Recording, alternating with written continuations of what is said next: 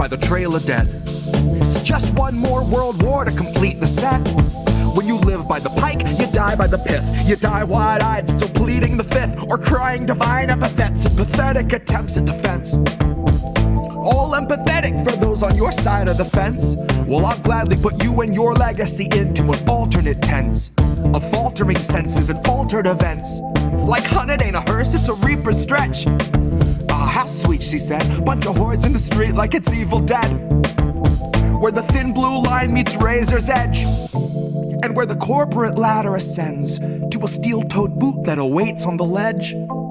You'll be licking it fresh at your boss's request till it stomps each finger and watches you fall to your death and drown in an ocean of debt. Gone with the fodder who gathered to honor the patient left, who purity tested themselves into sections step by step till the next election, when it's just one them and the sound of their well-read theorized breath. That's harm reduction for the lowly cost of you holding your nose and just openly buying the theft.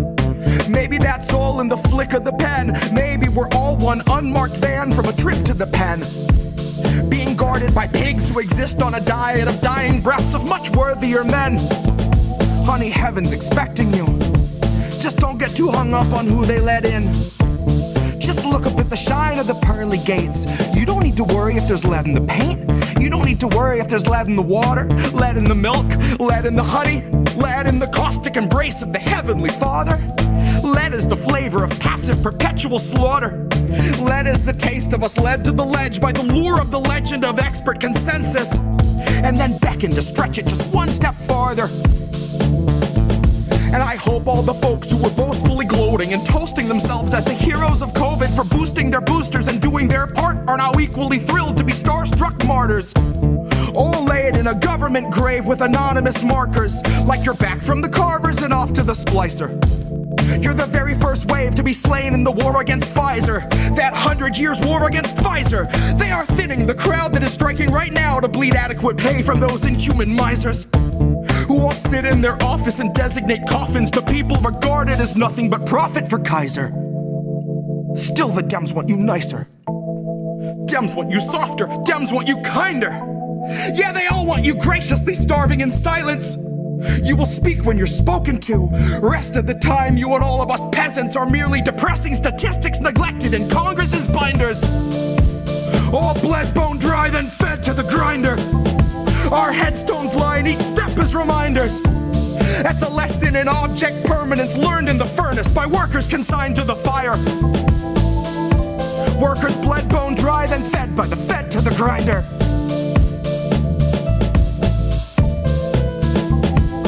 Fed by the fed to the grinder.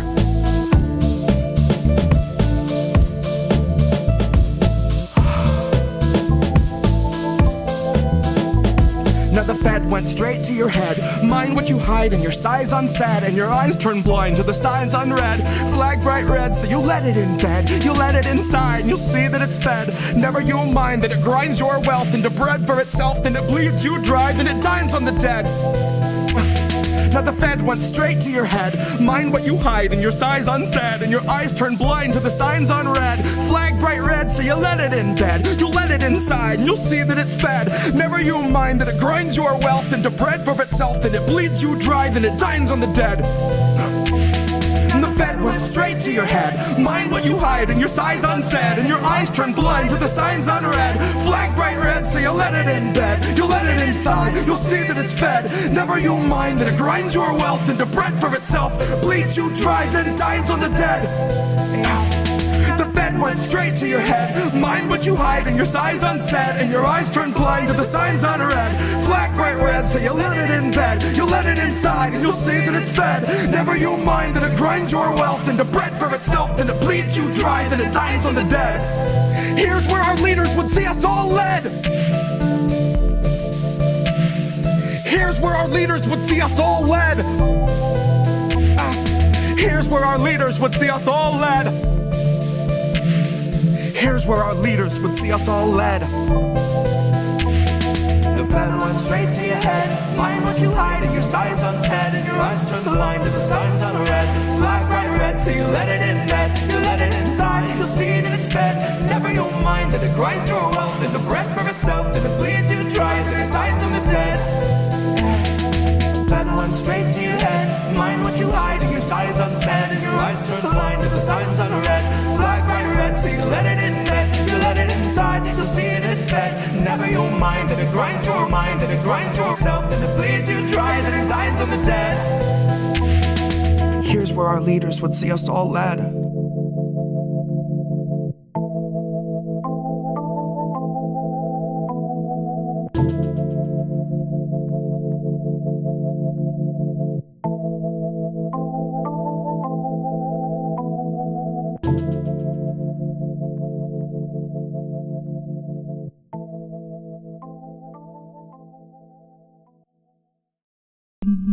False alarm, I thought that help was here. But it was my own reassurance bouncing round 100,000 times in my own ecosphere. If every time you speak you keep it off the record, consequently you can keep your record clear. And if you mute the speech that shakes your frail beliefs, you only seek to insulate your image and continue down the stream in the direction clout and credit steers.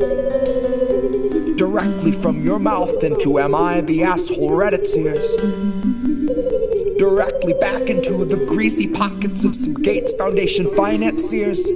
And then directly back into the frantic final thoughts of early trial Neuralink volunteers, staring at the numb and mumbling vacancies where recently had been their peers. Half of whom are glitching with the memory stuck on pause, and half have zero fucking clue just who they are or why they're here. It's been said that fear is all we have to fear, but that was back before the Basosphere condenser came along, distilling concentrated fear that's diamond pure, crystal clear, oppressor strong, and woven into every single article you read and song they let you hear. And then Elon heard that Jeff enhanced our fears by 86%, and he said, hold my beer. And not a single sheep among the herd would turn their head or say a word, cause they were all too busy begging for the shears, begging for the muzzle, happy just to guzzle, feed, and watch a screen for all their years. Man, to each his own, can't afford a home, but they'll let you have your cozy little ecosphere, where there among your own devices you can break the seventh seal, overthrow the oracles, and slay the seer. All the tomes were burned and all the lips were seared. Shut your eyes and all our lives just disappear. Now blink 'em twice. Welcome to your ecosphere.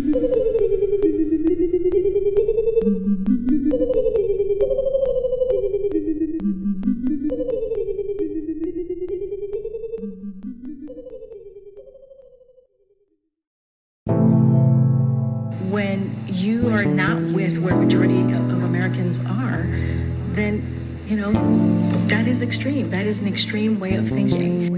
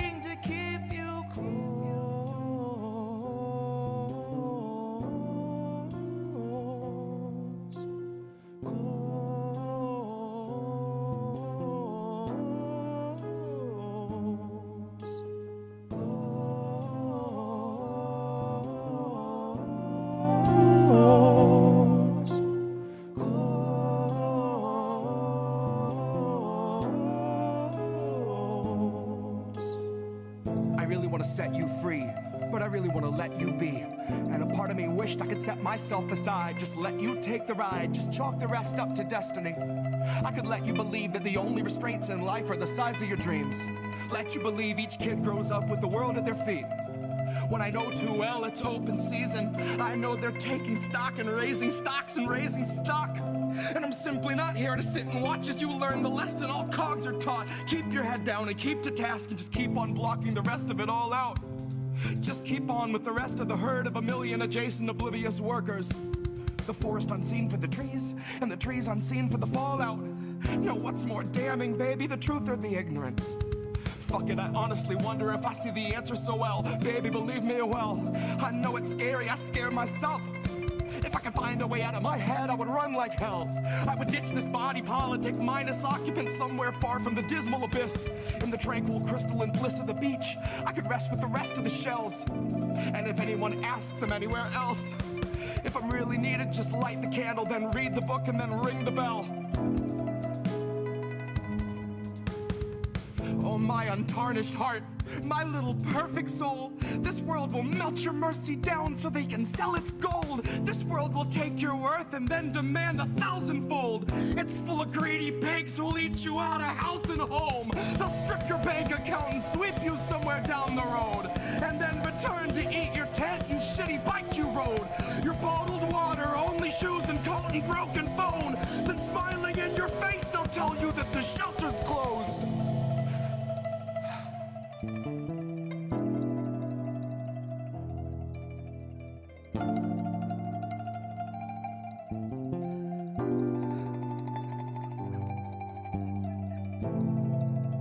When you are not with where majority of Americans are, then, you know, that is extreme. That is an extreme way of thinking. Hoped you would never find out, knew that you had to know. Pulling what's left of my mind out, trying to tell you so. I tried to block the light out, knew you could feel its glow. I've been here holding my hands out, trying to keep you close. Trying to keep you close.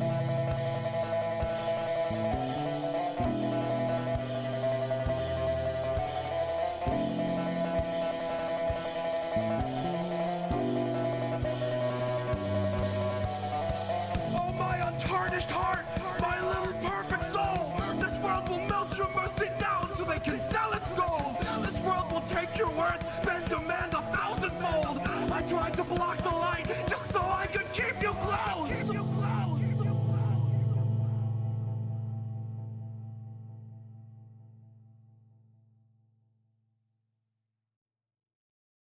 Fate demanded I be singer of a new ballad about the candidate you wanted like a finger in your fruit salad, but were made to choke down. And never mind he didn't have supporters on the ground. Never mind a website that gave volunteers the runaround, and a platform, a policy that followed Biden's lead and didn't make a fucking sound. And then he takes the crown.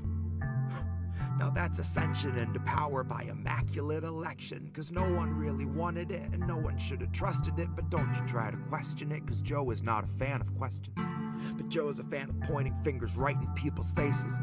Or if they're not in public spaces, Joe will try to poke a finger everywhere I won't mention. Joe's soul is molded and beholden more to power than the list of fucking speakers at the DNC convention, who gave us all a show of keeping AOC at bay, just so everyone can say they tried to censor her dissension. But if you still believe the progressives we've elected give a shit if we're protected, there's a bridge I'd like to sell you in a parallel dimension.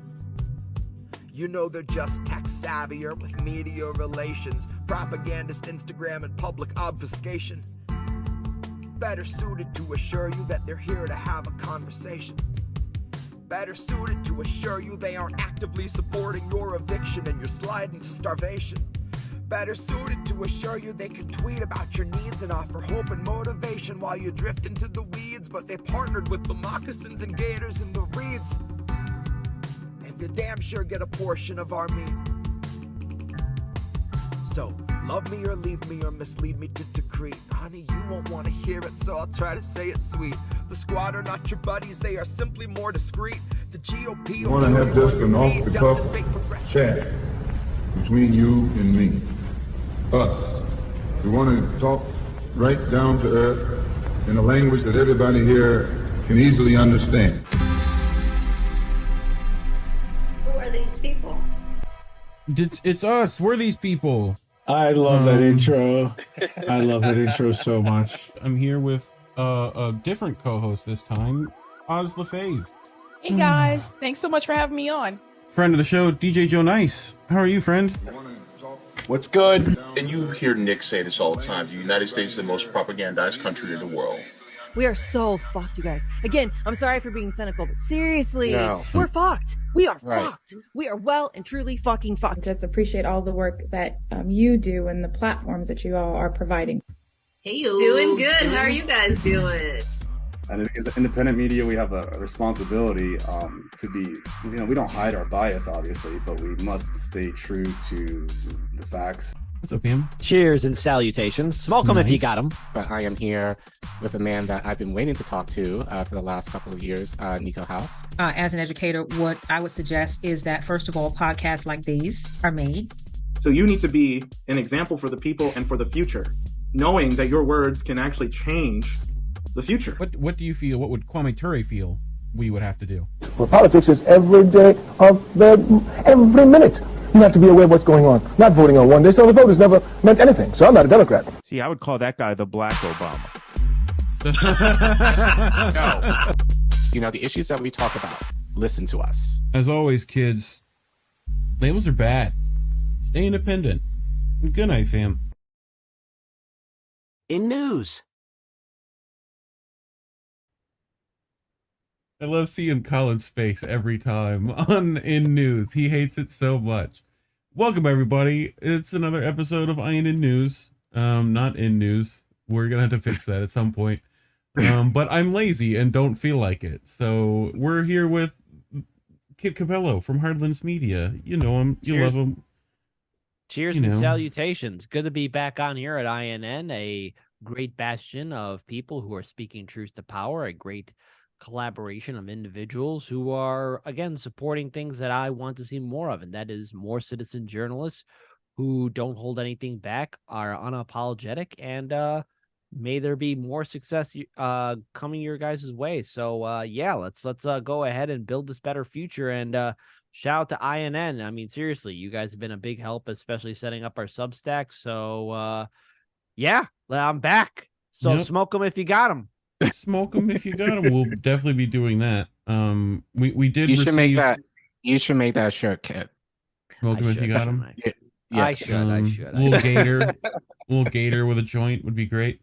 Oh, that'd be beautiful. Little crocodile. There's tons of crocodiles in chat as always.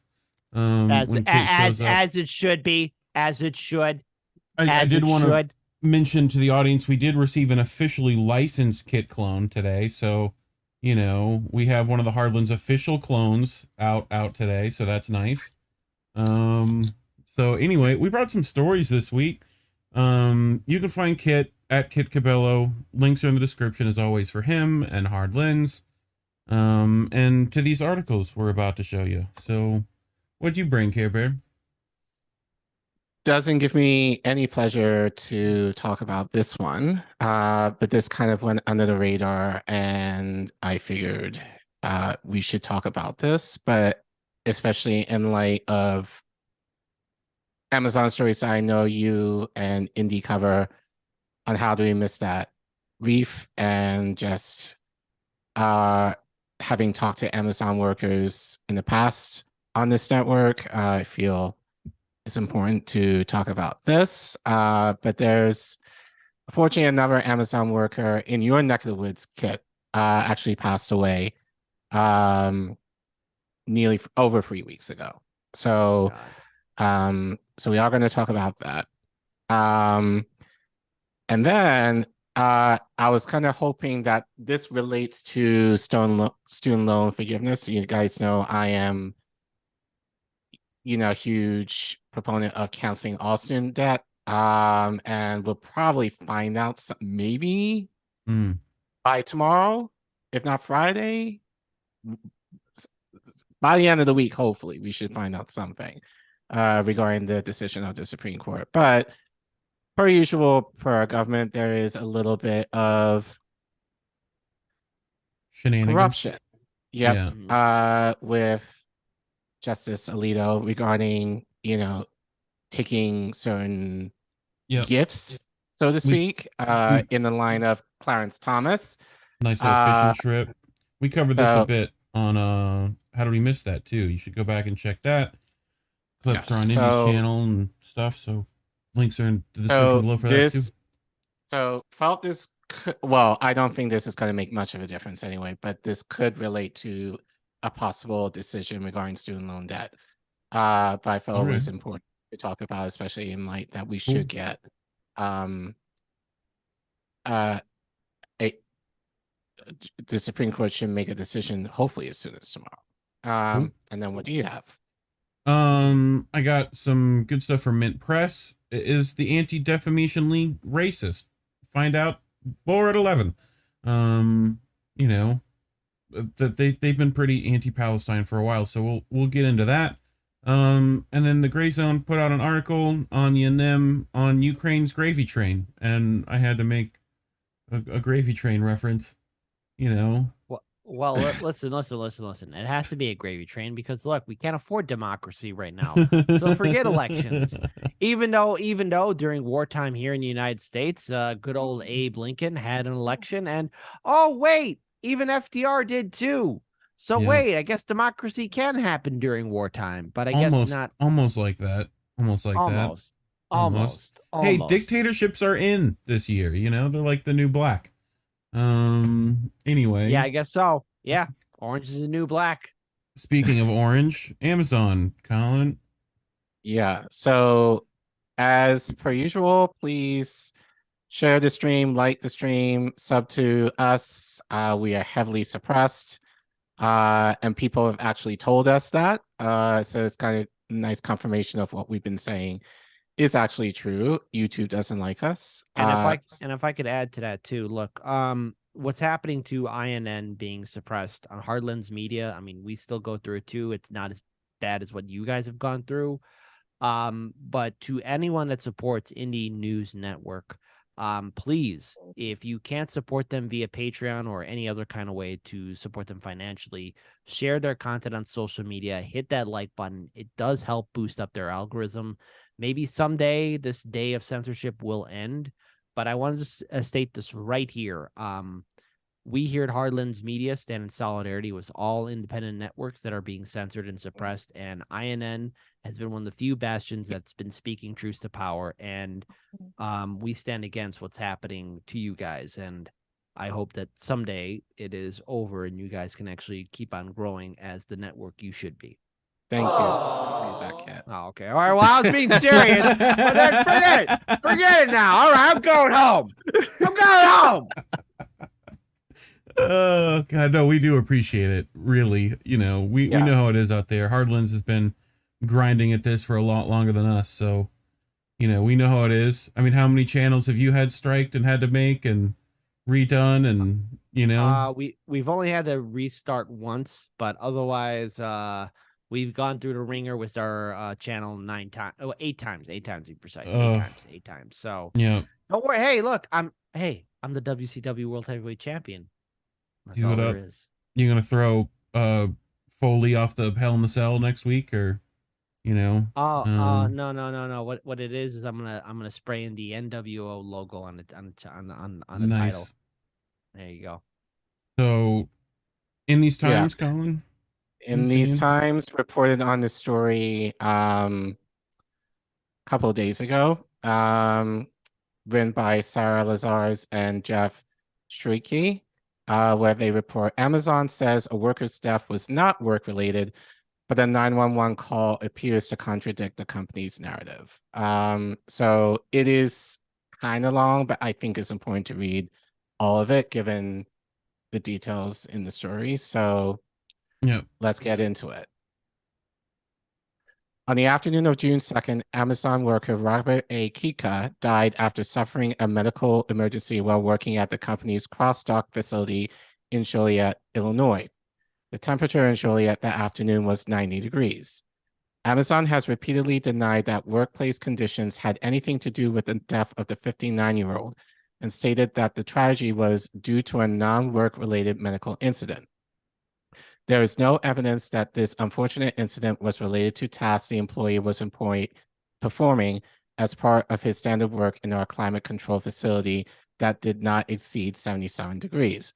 Maureen Lynch Boyle, an Amazon spokesperson, wrote in an email on June 4th, 2 days after Kika's death. But the death at the facility, which is known as MDW2, has raised the concerns of at least one city official. I find it incredibly hard to believe that the circumstances of Kika's work had nothing to do with the circumstances of his death. Joliet City Council member Cesar Guerrero tells in these times a Workday magazine. I didn't know Roger or the conditions under which he worked specifically, but I've known plenty of people who have worked at Amazon, friends, family members, and every single one of them has had some horror story or another. Warehouse Workers for Justice, a workers' right nonprofit that is affiliated with the United Electrical, Radio, and Machine Workers of America, is also asking questions about Kika's death and has tried to raise the alarm about Amazon's history of worker safety issues. In a statement, the organization wrote, "We're asking the relevant authorities to seek greater oversight of industry practices with regard to emergency medical services to ensure that all warehouse workers across Will County are kept safe." New information collected by In These Times, a Workday magazine, also raises questions about the circumstances surrounding Kika's death.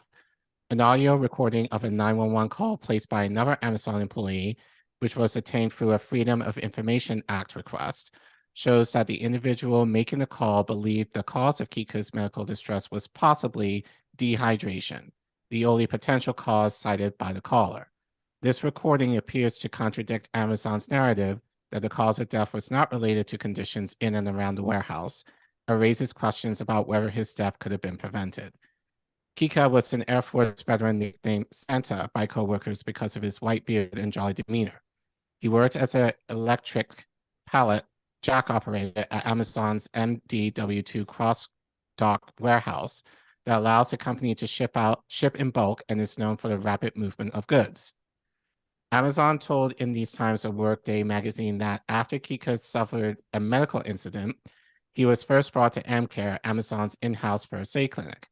After his symptoms changed, Amazon said it called 911 when asked. The company would never reveal what his initial symptoms were or how they changed, citing unspecific privacy issues. The company did not specify who at Amazon made a call, but said the call came from someone within the company. In the audio recording of the call, which was made at 1:19 p.m. on June 2nd, a woman can be heard requesting an ambulance. She explained that Kika was within the medical facility where he was unconscious but breathing and had medical staff with him. The dispatcher asked, "Do you know what caused this?" After getting no response, he repeated, "Ma'am, do you know what caused this?" She replied, "Not sure, dehydration." Oh, so she knew. Got it. Well, the thing is, hold on. When she says, like, okay, not sure, dehydrate. I mean, you know, when somebody who's at risk of losing their life. I mean, not defending Amazon here, but maybe the person here making the phone call, they could be panicking because somebody's dying, and you know, a lot of emotions can be impacting a person and their mindset. So I mean, you have to factor that in here. It's Vogel that's making the claims of, oh yeah, dehydration couldn't be a thing. This was this lady's first response under panic was dehydration. So something's up, you know. Mm-hmm. So, but mainly Amazon and Kathy Vogel is evil. Whoever that Vogel is. Yeah. Less than 2 minutes later in the recording, emergency responders can be heard saying that Kika had gone into cardiac arrest. The Joliet Fire Department confirmed that it responded to a male in cardiac arrest at the MDW2 facility, but offered little information. The employees of the warehouse had used an AED on the patient, and the patient had temporarily regained a pulse. The patient did not sustain the pulse while being transported to the hospital, said Joliet Fire Chief Jeffrey Carey. Kika died on the way to the hospital. Tommy Carden is an organizer with WWJ. He says, from day one, Amazon has tried to make it seem like it wasn't their fault. It's all pre-existing conditions, it's all non-work related, and now we're learning something someone thought it was dehydration. If dehydration put stress on Kika's system and contributed to the heart attack, Collin says, this raises questions about the safety of Amazon workers, especially as temperatures rise during the summer months. Severe dehydration can be a contributing factor to cardiac arrest. If ANCARE misinterpreted a heart attack and thought it was dehydration, he adds, that's also really problematic because it means they could have wasted precious time that was needed to get Roger the true medical care that was needed. According to the Cleveland Clinic, time is critical in treating a heart attack, and a delay of even a few minutes can result in permanent heart damage or death. Either way, Collin says, the 911 call raises questions about why Amazon is so confident Kika's death had nothing to do with his workplace environment. Asked to comment on the 911 call and WWJ's reaction, Amazon would only say that the company had already provided the information on this non-work-related incident. Amazon's Vogel completely said Kika's death was not work-related and that the company has made counseling services available to warehouse employees. Oh, God. Oh, okay. But you got a comment? Oh, no, it's just we're going to give you counseling, but. Well, this reminds me of when Pashan passed away. Right. And according to what I remember when we did that report, I think the family was offered, it wasn't much. I think it may have been like bereavement and 2 months worth of counseling. I think it was. Anything to get Amazon off the hook on this, pretty much. Right. Well, when we look at somebody like this passing away, a lot of things are going, are flying under the radar at Amazon. Okay, when it comes down to worker safety, I mean, this isn't anything new. I mean, just even last year in 2022, hell, even going into 2021, how many incidences did we cover of overpowering? Let me rephrase this. Overwhelming power of nature accidents happening, such as a tornado hitting an Amazon Amazon facility, that which they could have evacuated hours in advance, but again, management told them no, just hide in a bathroom, which is not the smart thing to do. There's been other incidences, even during the height of the pandemic, where you had Amazon workers conducting COVID-19 testing, and none of them are certified in the medical field industry, being nurses or doctors or anything of that nature. So when we see this worker who unfortunately passed away, unfortunately, it's this is the norm. This is to be expected if you work at Amazon. You are you're not only just a number, you're just one random piece of equipment that could be easily replaced by Amazon and its managerial class. You are not considered to be a person. You're only. We want to have just an off-the-cuff chat between you and me. Us. Oh, that's me. We want to talk right down to earth. Hello? In a language. Rumble. Relax, Rumble. It's going to be okay. Yes. I know you need to play our intro, Rumble, when I just randomly go over to check chat. But, So. But hey, it was great hearing the words of Malcolm X, because right. his words still resonate to this day. But in all seriousness, this is a human being, a life that has been lost because of, again, negligence. And the thing is, a lot of these Amazon workers have to show up to work because it's their only means of survival, and a lot of them, I'm willing to bet, would love to do a workers' strike or do a general strike towards Amazon, but there's a lot of fear in that environment. And even if you do have medical issues, you can't bring them up to management because management doesn't care. They don't care. They really don't care. You're only as good as the work you put in. And so people put their lives at risk. And the thing is, in a hypothetical scenario, let's just say there's an Amazon worker who is operating heavy machinery like a forklift, depending on the size. What if he passes out or she passes out? They have like a heart attack or something of that nature. And oh no, a runaway machine carrying heavy material or just a forklift just out of control. That's a serious danger. And the reason why that is a serious danger is because the possibility of it happening at an Amazon facility is very likely. So people dying of heart attacks, people dying of dehydration, people dying of just stress upon their body for doing these or filling out these ridiculous people dying quotas. Of tornado attacks rolling through the Amazon workplace that they could have sent them home from. Exactly. It should tell you the ridiculous puritanical logic that's been ingrained in us as Americans. Now, look, I'm not against hard work. I'm all for it. But if we're in this mindset of work, and get close to God, work, and maybe you can make it, what you're inviting is only an epic failure of disaster and your own harm. This puritanical logic of just working, maybe you'll make it. It doesn't work. Okay. And people, hopefully someday Americans do wake up and realize that we do have our own worth. Okay. I've sometimes gotten pushed back from this, saying, oh, Kit, you're against people just wanting to put in the grind. No, hey, we all do the grind. There's doing the grind, and then there's grinding yourself to death. Right. And I do not condone someone working until they cannot even stand on their own two legs. That is not only brutal, it is inhumane, and we are far better than that, and we should be far better than that. But this won't be the first time, nor the last time we'll be reading a story about an Amazon worker dying in a situation similar to what you're reading about right now, Collin. Yep. Oh. So let's continue because it's going to get worse. Hey, it's going to get worse before it gets better.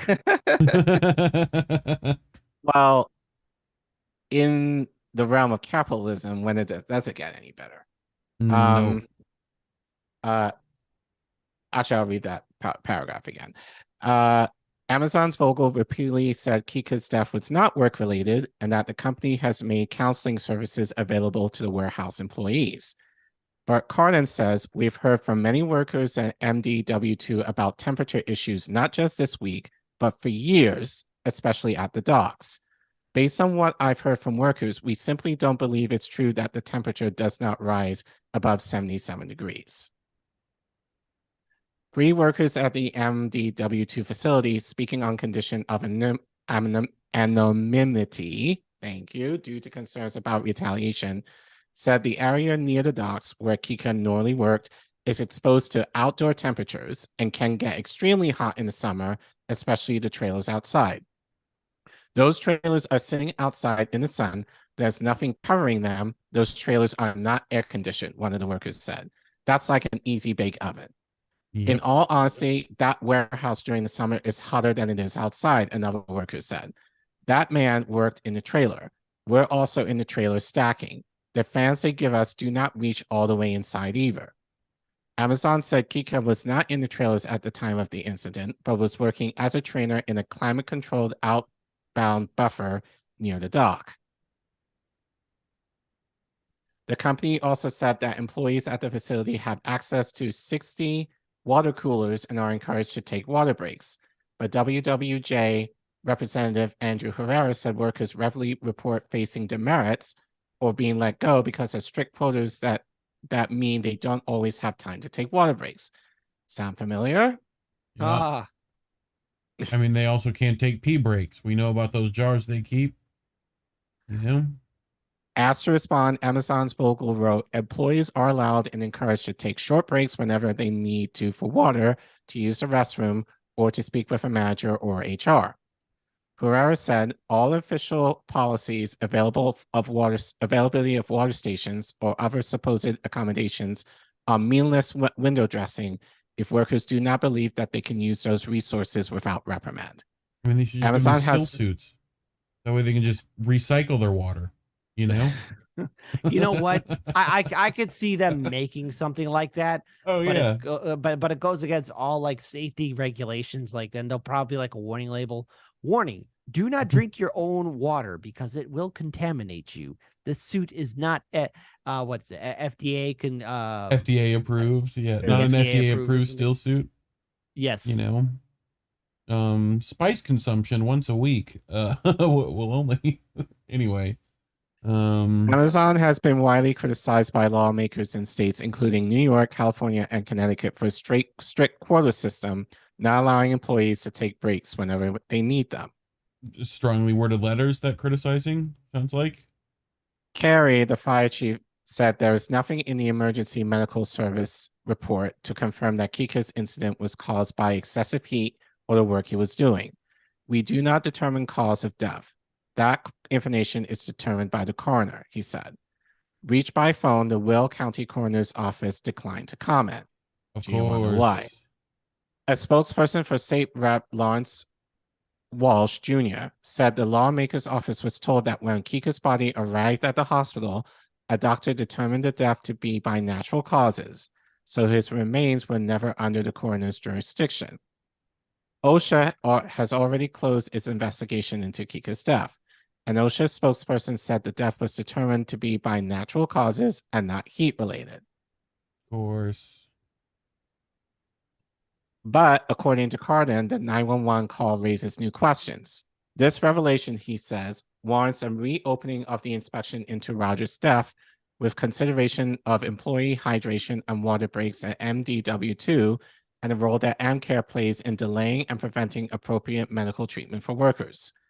A recording of another 911 call from the neighboring MDW4 Amazon Fulfillment Center, obtained by a FOIA request, shows that Kika was not the only Amazon worker in Joliet reporting suffering from dehydration that day. Around 7 hours later, a woman who appears to be from AmCare called 911 to seek help for a 29-year-old man. I have an associate that is here at Amazon. He came in feeling severely dehydrated, dizzy, and just kind of like out of it. We've been giving him water ice packs, said the woman in the call, made at 8:24 on June 2nd. When asked if there was a certain door the ambulance should go to, the caller from Amazon states it would be the main entrance door. They are very familiar with the entrance. They come here quite often, sadly to say. Asked to comment on this other June 2nd incident and the 911's caller's statement that ambulances are often called to the warehouse, Amazon would only say that the company had already provided information on this non-work related incident, presuming referring to Kika's death. Yeah.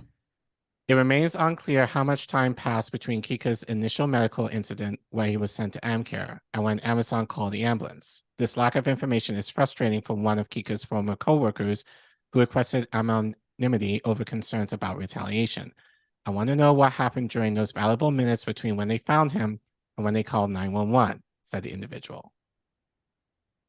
The company claims that Kika did not want outside medical treatment, but in these times of Workday magazine were unable to confirm this assertion about his preferences. Amazon declined repeated requests for information about critical details, including the precise timeline of the incident, the symptoms Kika displayed and how they changed, and how long he was in AmCare before the 911 call. The company cited privacy issues, but did not respond to requests to outline its specific privacy concerns, which is confusing given that it voluntarily shared other personal medical details about Kika, including that he allegedly did not want outside treatment, that he allegedly was not in a collapsed state when he was found, and his death allegedly did not relate to his workplace. Warehouse Workers for Justice is calling on Amazon to share greater details about how it plans to minimize response time for medical emergencies, the organization said in a statement. AmCare, which is staffed by emergency medical technicians and athletic trainers, has been criticized by OSHA for allegedly failing to refer workers to doctors or hospitals when needed. A 2019 investigation by The Intercept and Type Investigations found that AmCare employees nationwide were pressured to sweep injuries and medical issues under the rug at the expense of employee health. In various instances, the report states, OSHA investigators found that AmCare medical staff decided to treat employees in-house, rather than referring them to doctors or hospitals. OSHA's cross criticisms of AmCare were unrelated to the agency's investigation into Kika's death. Of course, sure, unrelated. Wow. Unrelated. Okay, so the way they're just saying that's unrelated. Okay, how many times has there been workers bringing up the fact that they are afraid of being dehydrated or overworking? Like, again, what are the overall schedules and shifts between workers, doing this heavy manual labor? When we look at all the stories that we have covered in Amazon, worker safety is at the bottom of the totem pole. Hell, dare I say, it's not even at the bottom of the totem pole. It's underneath the totem pole. It's underneath the dirt that's underneath the totem pole. You have workers who are doing all of this dangerous work. And again, I get it. You have to move this stuff to mail it out to some jagoff who ordered it on the Amazon website.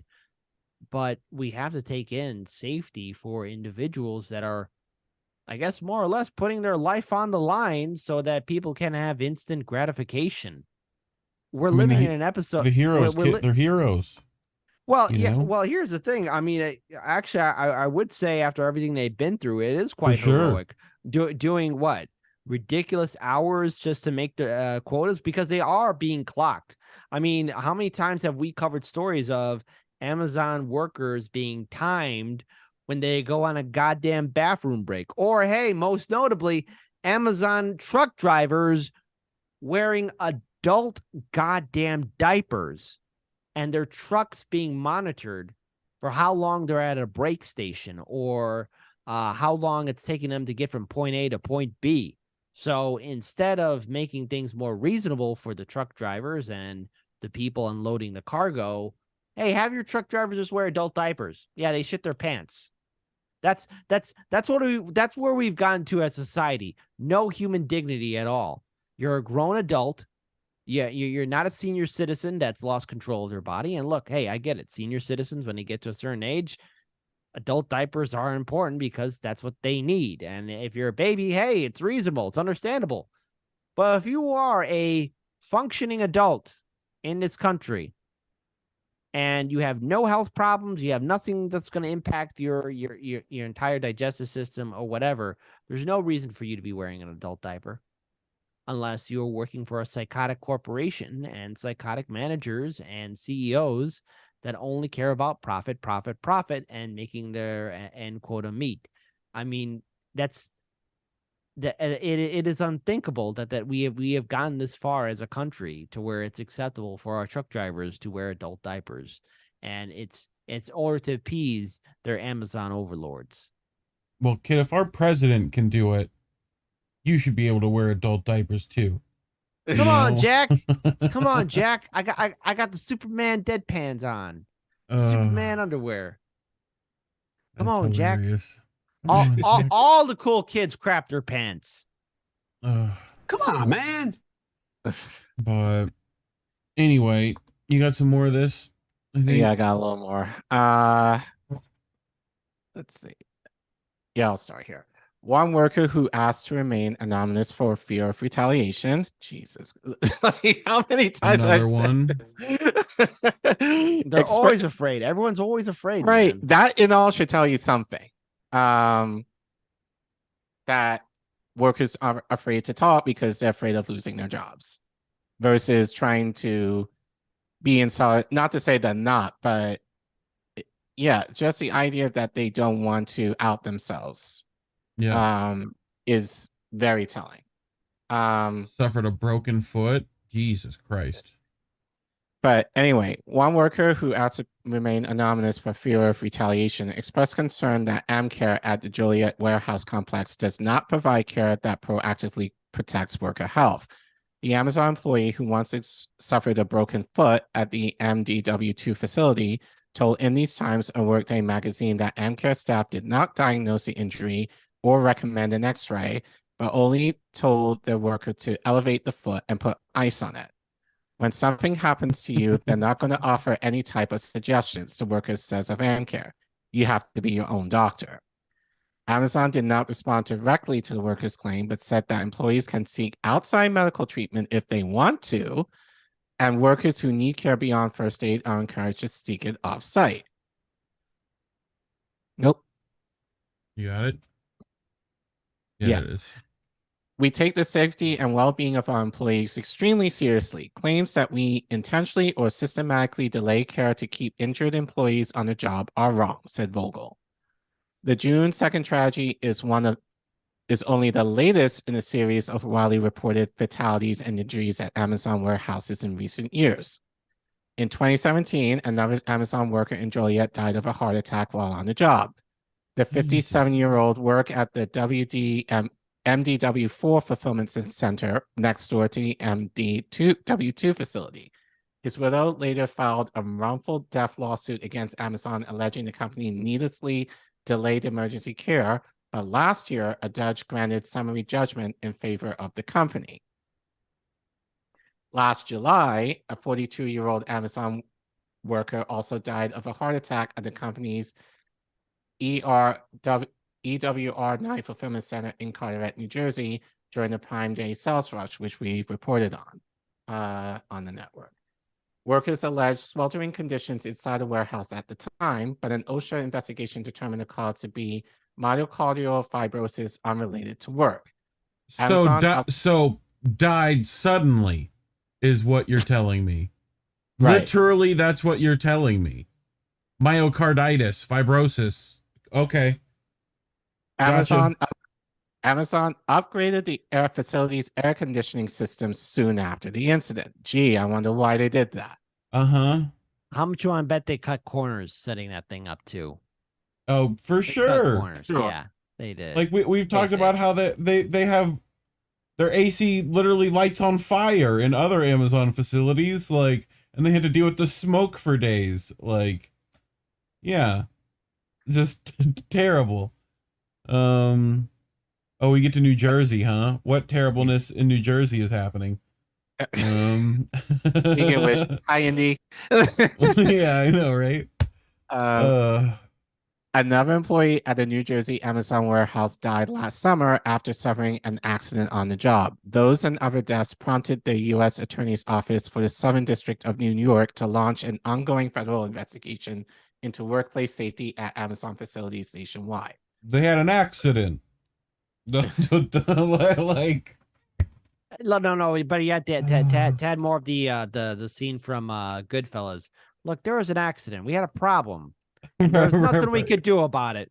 There was nothing we could do about it. There was a problem. There was a problem. The Department of Justice's Civil Division is also probing whether the company tried to fraudulently hide the true number of workplace injuries. Last December, OSHA hit Amazon with 14 citations for failing to properly record injuries and illnesses. Okay. Yeah.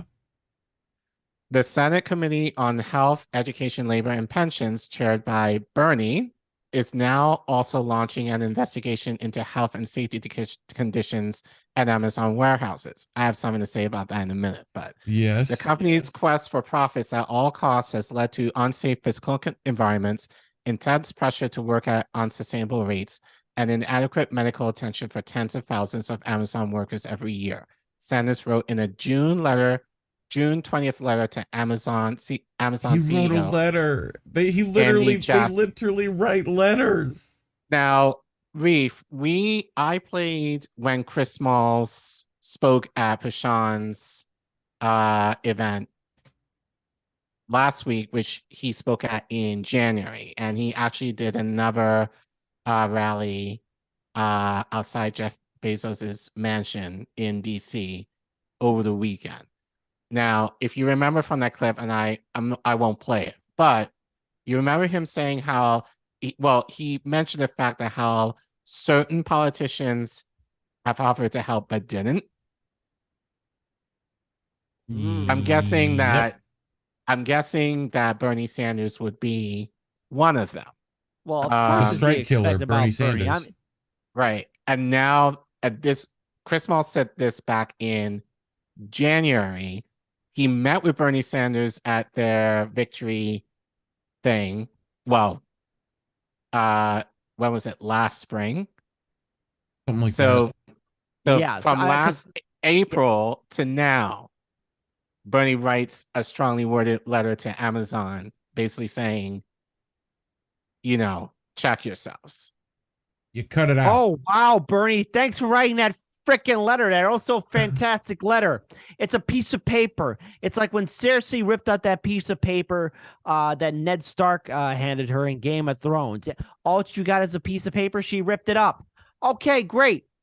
Bernie, write another letter. Again, what a goddamn cuck. I'm sorry, folks, but if you're a diehard Bernie Sanders supporter now, even in 2023, I'm going to look at you like you believe in the Tooth Fairy, Santa Claus. Better yet, I'm going to treat you like a moron. I'm not going to call you a moron. I'm going to treat you like one. You're special in the head. Yeah, obviously, there's nothing I could say to you that could fix it.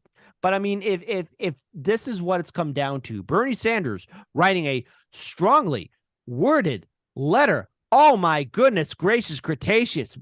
Great job, Bernie. But it's not gonna inspire a goddamn thing. A letter. Dude, a letter. Yeah, it's a letter. Over a year later. A year later, he writes a letter. After he met with Chris Smalls. Okay. Yeah. A recent report by the union-supported Strategic Organizing Center found that while Amazon employed 36% of all U.S. warehouse workers in 2022, the company was responsible for 53% of all serious injuries in the industry. Meanwhile, the National Council for Occupational Safety and Health placed Amazon on its 2023 Dirty Dozen list for unsafe employers.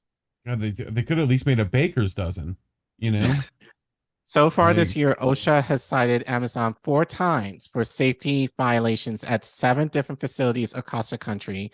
3 of the citations targeted more than 1. OSHA investigations say the company has exposed warehouse workers to a high risk of low back injuries and other musculoskeletal disorders by demanding they work at a rapid pace. Last month, a 20-year-old worker died after suffering a head injury at an Amazon fulfillment center. What was the age? 20. Oh, God. After suffering a head injury at an Amazon fulfillment center in Fort Wayne, Indiana. That incident is currently being investigated by OSHA. 20 years old. He didn't even live life, man. That sucks. God damn it. Hey, Bernie, great job with that fantastic letter. Yeah. Hey, Bernie, are you going to write to your friend Joe? Oh, wait, Joe can't read anymore. Joe? My good friend Joe? Friend Joe? God, what a cock. What? Honestly, I have to live with this now. In 2020, I really thought his campaign was going to be ready. That's my own arrogance. I really thought that they would be ready. Dude, look at all the... Live with that. I take back the tornado hit. Here's just... And a worker death. Most of these I pulled, just a quick search, but most of these were within the last 2 years that I happened to find. Jesus And I'm Christ. sure there's a lot more than this. But yeah, I have something to say, and I know I'm going to get heat for this, but I don't give a shit. Where's Chris Smalls in speaking about this? I mean... I know. He's doing stuff with Gucci and Zendaya. That's what he's doing. Look, again? Wait, no. Not seriously. again. What is it? But a while ago, he literally did a thing with Gucci.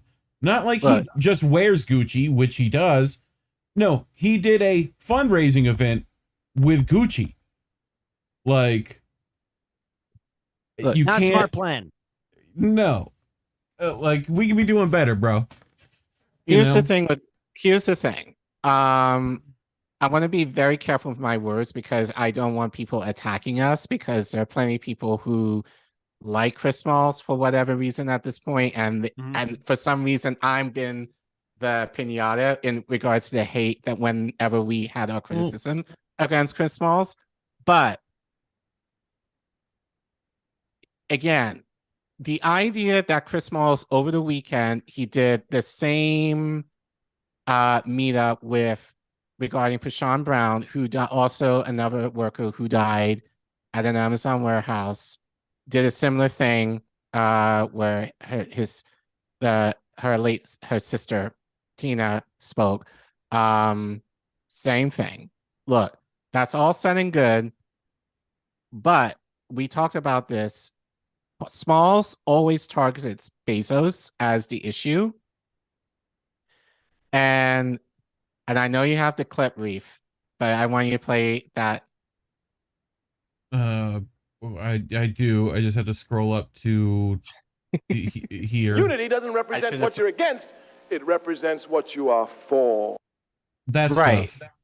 That it's we don't give a fuck about Bezos. Not to say we don't, but it's like Bezos is only a part of the problem.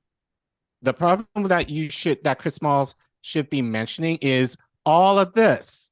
Again, why isn't the ALU should be promoting this? Every bit of this all the time. Over the place. But instead, what do we see Chris Smalls doing? Like traveling to Cuba, traveling like at the time politicizing as much as possible his union. At the time when leave it at the time that this stuff occurred, he was in the UK. Like there was a couple of weeks ago, I think it was, they only reported on the death after I tweeted it out. Yeah. And in embarrassment, the ALU tweeted out that story. Now, wait a minute. To be fair, has he been doing anything with Amazon Union at this point? Like, we don't even know if he's gotten groups? that one win he's gotten. That's still up for dispute. Like, that's still up for dispute. Oh, God. Like that one. The other one, like, they got voted down, I think, right? Okay. And then he's been in Cuba recently trying to show solidarity there. You know, they did like a parade the other day. Well, what's he doing in Cuba?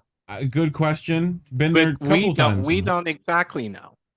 But lately, he's basically on tour, basically bringing the idea of labor to the mainstream consciousness. Meanwhile, all of this stuff is happening.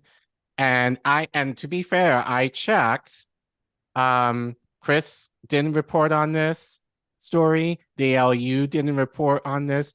They reported on Pashan Brown, but I know that would happen because Tina and to be very transparent, I've spoken to Tina back a few months ago, and I know her well enough that she would push Chris Smalls in order to do something like that. Basically, she would say to him, "I want you to do this for me," and Chris Smalls will. But there should be that same kind of care or concern. For all of these. All of these. Wow. If you please. I mean, you could rack them up. And this is why, and India, I know, has said this many times, and I'll say it right now. This is where independent media comes in, especially for certain channels that claim, oh, we report the drama and all that kind of stuff. Like ALU, you have many independent news channels available. And me and others have tried to reach out to you to help to elevate a lot of these issues so that you can at least kind of take care of not having to kind of do all of this media work by yourselves. But again, it's like the idea that I had to pull up all of those articles, and I'm sure most of them weren't reported by Chris Smalls or the AAU. That should really be the thing that really should be driving your activism right now. It's the fact that people are still dying. Mm-hmm. People are still getting hurt at Amazon. Grow up, get serious. And they're getting away with it. Oh. But I mean, that's all I got to say. The question. I mean, that's all I got to say because again, I don't want, and like you can be a fan of Chris Smalls if you want, but again, our idea is if he was really doing what he should be doing, he should be elevating the workers instead of attacking Jeff Bezos. And I believe that's out of personal vendetta for Bezos based on what Bezos said about him, about being stupid or whatever, you know. But I need to get that Arsenio Hall like barking guy on the soundboard just for when Collin goes off. You know, just, you know, get him, dog. But anyway, so I don't. So this story again is partially for people who say, "Oh, we don't report on anything important." Here we go. But also to kind of once again call out the person who was supposed to lead the charge in this. And if it wasn't for us reporting on this, I'm not sure if this story would have been reported at all. Like many of the stories we do. Right. And Hardlands does. Kit, you got anything to close us out on this with? Unfortunately, this will not be the first nor the last death you will be reading about of somebody dying in an Amazon facility. To all these activists and organizers, where are you? I know right now a lot of people are distracted by the electoral politics or something else that's right now capturing mainstream media attention, but the worker abuse and negligence that's happening at Amazon is still ongoing.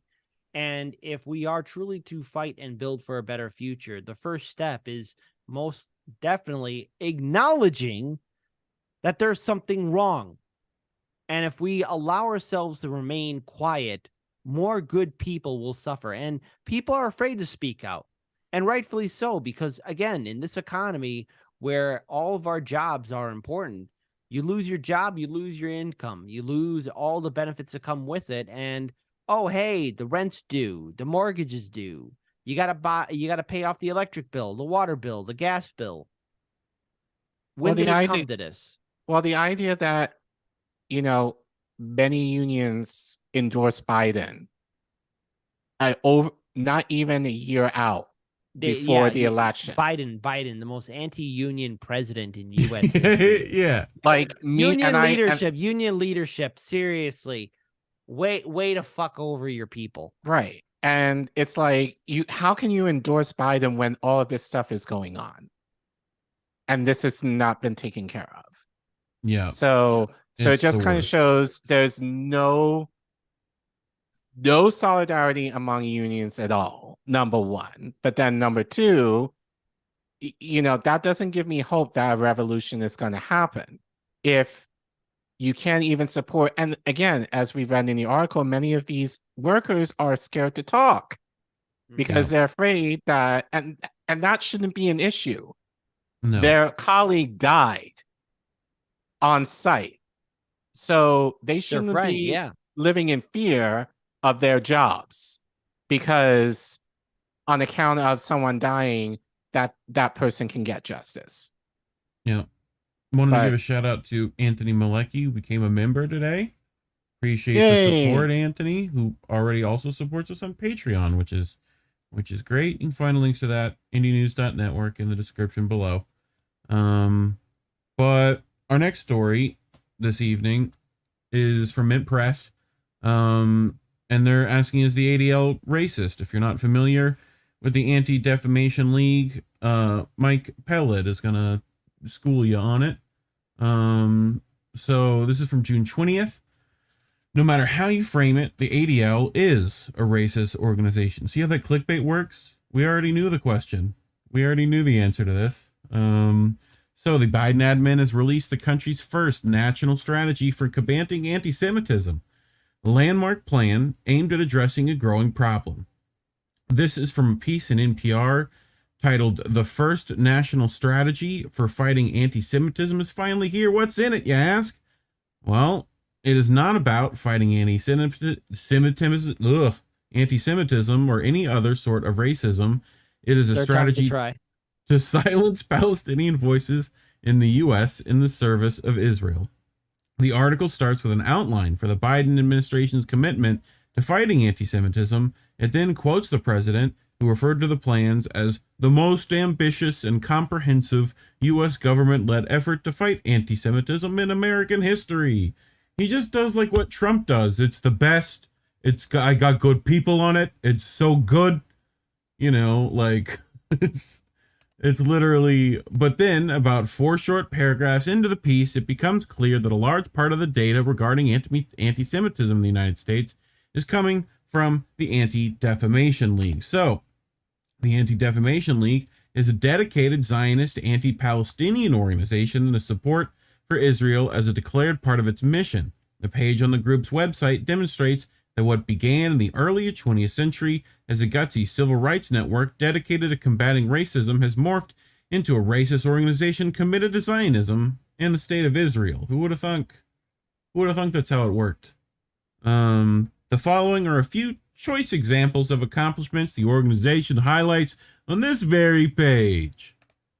So, 1970, the agency exposes and takes the lead in combating the Arab boycott of companies that do business with Israel. ADL exposes Palestinian Liberation Organization and Arab links to terrorism and highlights the hypocrisy of the United Nations General Assembly resolution equating Zionism with racism. So that's where they stand on the Zionism, in case you were wondering. The World Conference Against Racism in the early Audis, isn't that what they're called? The Audis. A UN-sanctioned conference held in Durban, South Africa in 2001 turns into an anti-Israel and anti-Semitic hate fest. ADL convinces the U.S. government and others to withdraw in protest. ADL exposes the inherent anti-Semitism in Stephen Walt and John Mersheimer's published accusation that an Israel lobby is forcing the U.S. government to adopt policies that are counter to American interests. ADL further renounces similar accusations in former President Jimmy Carter's book, Palestine, Peace, Not Apartheid. So this is what they're critical of. Primary role that the ADL plays in this new integrated effort to combat anti-Semitism raises serious questions as the real intent behind it. The ADL is clearly a racist, Zionist, anti-Palestinian organization that makes its mission to delegitimize the Palestinian struggle by equating it first with terrorism, and now, since that claim has proven to be absurd, with extremism and anti-Semitism. In its newly published outstanding book, Weaponizing Anti-Semitism, journalist Asa Winstanley, which you couldn't sound like you came from prep school anymore with that name. Well, yes, it's Winstanley. The ADL has long had a close working relationship with the Israel state and its intelligence agencies. In 2002, the ADL settled out of court when it was revealed that it had for years organized a spy ring to infiltrate leftist solidarity groups in the U.S., feeding the information back to Israel and apartheid-era South Africa. Okay, you do good work, Winstanley. I'll give you that. You got a funny name. The call for boycott, divestment, and sanctions against the state of Israel is essential for all Palestinian solidarity and resistance groups worldwide. This is what the ADL report has to say about it. So, note, on BDS, ADL has not countered incidents of BDS resolutions on or off campus as anti-Semitic incidents in our audit because they do not target individuals. However, these are anti-Semitic and contribute to the pressures faced by Jews on campus. On student activism, the report states that in 2022, Jewish students on college and university campuses were subjected to radical anti-Israeli sentiment that sometimes veered into anti-Semitism, often by anti-Zionist groups such as the Students for Justice in Palestine. At a national leadership summit held in May, Chief Jonathan Greenblatt said SJP, Jewish Voice for Peace, and the Council on American Islamic Relations, these groups epitomize the radical left, the photo inverse of the extreme right that ADL long has tracked. So it's just literally relying on the duopoly here. In case this is not clear, he is comparing organizations and student groups who speak up and stand for Palestinian rights to the extreme racist right. An article published on the ADL website states that SJP, or Students for Justice, and Palestine chapters. Now, Kit, I think you talked about at CUNY that recent thing. Did you see that? Can you elaborate just a little bit more on that? Yeah, I think I have it here. So in March, following the release of a statement by an anti-Israel organization at CUNY, that's New York community. That's like the Manhattan community, right? Oh, yeah. Someone will tell me. But yeah. CUNY, you know, when you look at that, all of a sudden my brain does play a trick on me, and I think of a far more profane word, and I'm thinking, Jesus Me Christ, too. guys. You guys could have picked a better name, right? It is pretty. I have it too. It does. Your brain will be like, wait, what? Oh, there's a Y at the end. Yeah, there's a Y. So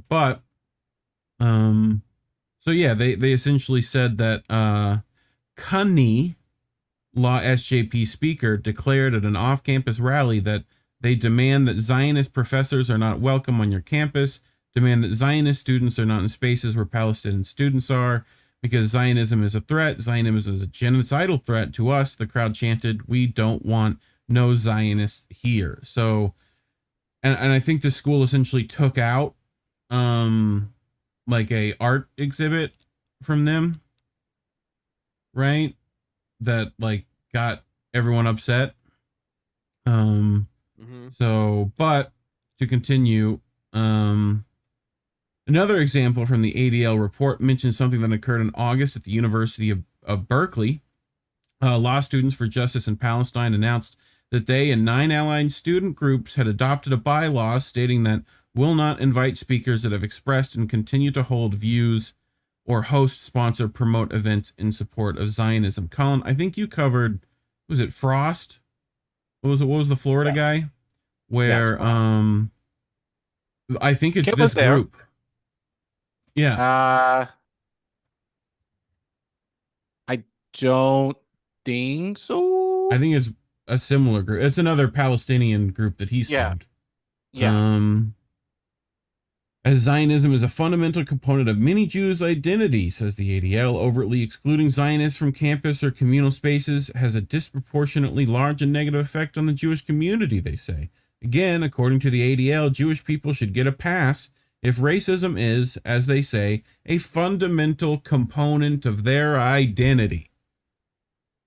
So, yeah, sounds familiar. The Biden administration's strategy for combating anti-Semitism is not about fighting racism at all. It is another war being waged on Palestinians in the United States. Once again, the U.S. is serving Israel by silencing legitimate voices. There's been a few of those this week, this month, this year. Yeah. Particularly with, RFK recently. There's been some others not great on Israel stances. Got anything to add, Kit? Okay. Here's the issue that we're seeing again. When everyone's trying to question the Israeli government, calling out its apartheid tactics, what's the first thing people say? Oh, you're being anti-Semitic, you're being racist, how dare you? But how ironic is it that the actions of the Israeli government, as it stands right now, are akin and on par to what happened in the Third Reich way back in the 1940s. Hell, going even in the 1930s, what the Third Reich did to anyone that did not fit into Adolf's worldview. So, I am deeply saddened by this situation. You can't be critical of Israel. You can't be critical of the government without being called a racist or anti-Semitic. The actions of this government that's happening will one day come back to haunt everyone that ever gave it the amount of rope it needed to get away with all these war crimes. And let's face it, these are war crimes. What's happening in the West Bank and all over Palestine, or what remains of it, should be concerning. And even as we speak right now, there are videos on social media showing, again, further development and construction by large real estate developers taking Palestinian land and building in houses, homes, and communities over pre-existing ones. I wish I could say things are going to get better, but when you have Democratic candidates like Biden and, yes, RFK Jr. and Marianne Williamson giving this the silent thumbs up, or when you have even Donald Trump, and I'll give him credit for this when it comes down to Ukraine. Hey, I want people to stop dying, but, he was recently at a golf course and he says, I support Israel. I support Israel. It's only going to get worse. And I wish that there was a better solution.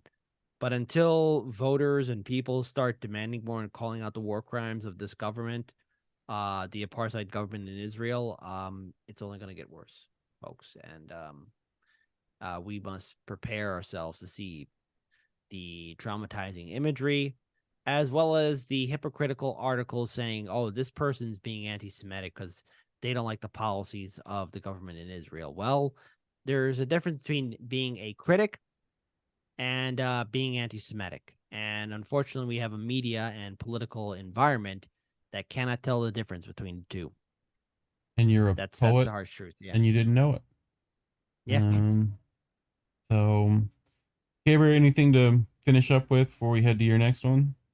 Yeah, actually, I want to acknowledge somebody in the chat here. Yeah. Someone is asking what the 4 alligators is about. So in 2019, the city of Chicago went batshit crazy when an alligator was found in Humboldt Park. This alligator gone by the nickname Chance the Snapper. And thankfully, they were able to capture it alive. And Chance the Snapper became an instant celebrity here in the city of Chicago, much to the chagrin to all the people who live in Florida who deal with alligators all the time. Shout out to our Florida audience. However, I made this joke to my colleagues as soon as Chance was safely taken out of Humboldt Park here in Chicago, that there were going to be people trying to copycat. And surprise, surprise, not once, but 3 more times, people tried to replicate the success and hype of, oh my God, there's an alligator in Chicago. And because there's 4 stars in the Chicago flag, and because there were 4 alligators found, including Chance, the 4 alligators that you see in the live stream chat is just a big statement of saying hello. If you think it's like a socialist revolutionary thing or some kind of secret message for the revolution, you're way off on it. Well, you're way off. We have White Gladys though leading the charge. Yes. So who's to say that Chance Well, wasn't doing that? You don't even know that 4 years ago, bro. They're top dogs in that food chain. They can get those SEALs to do whatever they want. Do you want the SEAL army coming after us? Like, Look. We don't want that smoke. And speaking of which, tomorrow night, 8 p.m. Central, movie night, we'll be watching Raising the Titanic. So hopefully, nice. White Gladys doesn't come after us because we're going into her backyard. And I'm waiting for Titanic 2 Electric Boogaloo. Cameron's gonna do it up, and it's gonna be about that dumb PlayStation controlled nonsense. Like, dude, they had the Mad Catz controller you gave your cousin who's gonna get it all sticky. You know, that's the one that's the controller they use. You know, they actually found they actually brought the remnants of the Titan back to stateside, and I saw an article from the BBC where apparently, get ready for this, folks, some human residue or remains were found in the shrapnel or debris of the Titan submarine. So that could be a person or persons, DNA material. All. And by the way, again, what happens to the human body? You become like gel. Oh, at 12,000 feet? Let me explain to you people. Dude, it is called implosion, but implosion requires pressure differential, which means there's cavitation, which the air exploded. Not like fuel in the air exploded. The air exploded. Like it would have been the surface of the sun while being crushed by the 12,000 pounds of water, 12,000 feet of water. Like how much weight is a foot of water? Times that by 12,000. That's what was rushed into that cabin. So it would have been extremely painful and instantaneous. And I don't think their brains would have been fast enough to register process that. What happened. Process. Yeah. I I want to think that they didn't know what hit them. Like it was just in out. That's it. No pain. I prefer to think that. I don't want to think about. Oh, hey, they felt it. Can you imagine that pain? Feeling something like that. King of Transitions, me they needed rescue. Is what they needed. Well, not rescue. No, what they needed was somebody to go back in time and be like, hey, don't get in that rent-a-sub. No. Mr. Beast apparently missed out, which I find funny. I actually feel the only person who I like, because see, I've looking at this whole story, I feel like even I'm under pressure. Not too much pressure will explode. But I can't help but laugh at it. The only time I take a step back and be like, oh wait, I feel bad. It's the kid who went there to appease his dad. Just so that's the only person I feel sorry for there. The kid, because he went there just to make his dad happy. And he voiced his concern to a lot of his friends. Actually, it wasn't only Mr. Beast that talked about that submarine, but there was another interview that's been circulating on social media. Another father and son. The father's like this not billionaire, but he's like a millionaire investor. And he was talking to his son about it. And his son talked it over with his friend. And his friend said, well, wait a minute. Hold on, guys. I don't think you should go in there. And he gave a whole list of things from the most reasonable to the crazy, because he brought up two examples of, well, wait, what happens if a giant squid attacks you or a sperm whale, which is not going to happen. Well, all right, a sperm whale and a giant squid ain't going to do that. But did you hear the reason why it fucked up the whole sub? Well, what happened now? What's a new update? Because I thought it was just like the fiber just collapsed. Well, you can look this up. And I forget that there's a super technical term for it, but it's essentially because he used a composite system of carbon fiber and titanium. Yeah, on the outside. He used the carbon fiber. I know about this, but he also used, like, even on the entrance, there is the bolted entrance, and then there's the porthole window. Right. All three of these things made out of different material, so they're not going to mesh together. They're going to have each creates stress essentially, and like it's stress that can cause like literally the whole thing will buckle. But anyway, I know one of the guys that did the original Cameron work, like for the ROVs for Cameron, right? And I need to contact him. It's Jim Coulomb, worked on Alvin and stuff. My mom knows him. I gotta get in touch with him to talk about it. That'd be a great interview. But anyway, Collin, you got this guy, I think. Yeah. So this is Justice Alito. Alito, I hardly know him. This kind of went, I wouldn't say under the radar, but I think while those of us with student loan debt are waiting nervously to hear what the hearing will be in terms of will our student loan debt be canceled or not, this popped up, and shout out to friend to the show, Brett Wilkins, who reported on this. We haven't read, I think, an article of his for a while. I actually did ask him if he wanted to talk about this, and he said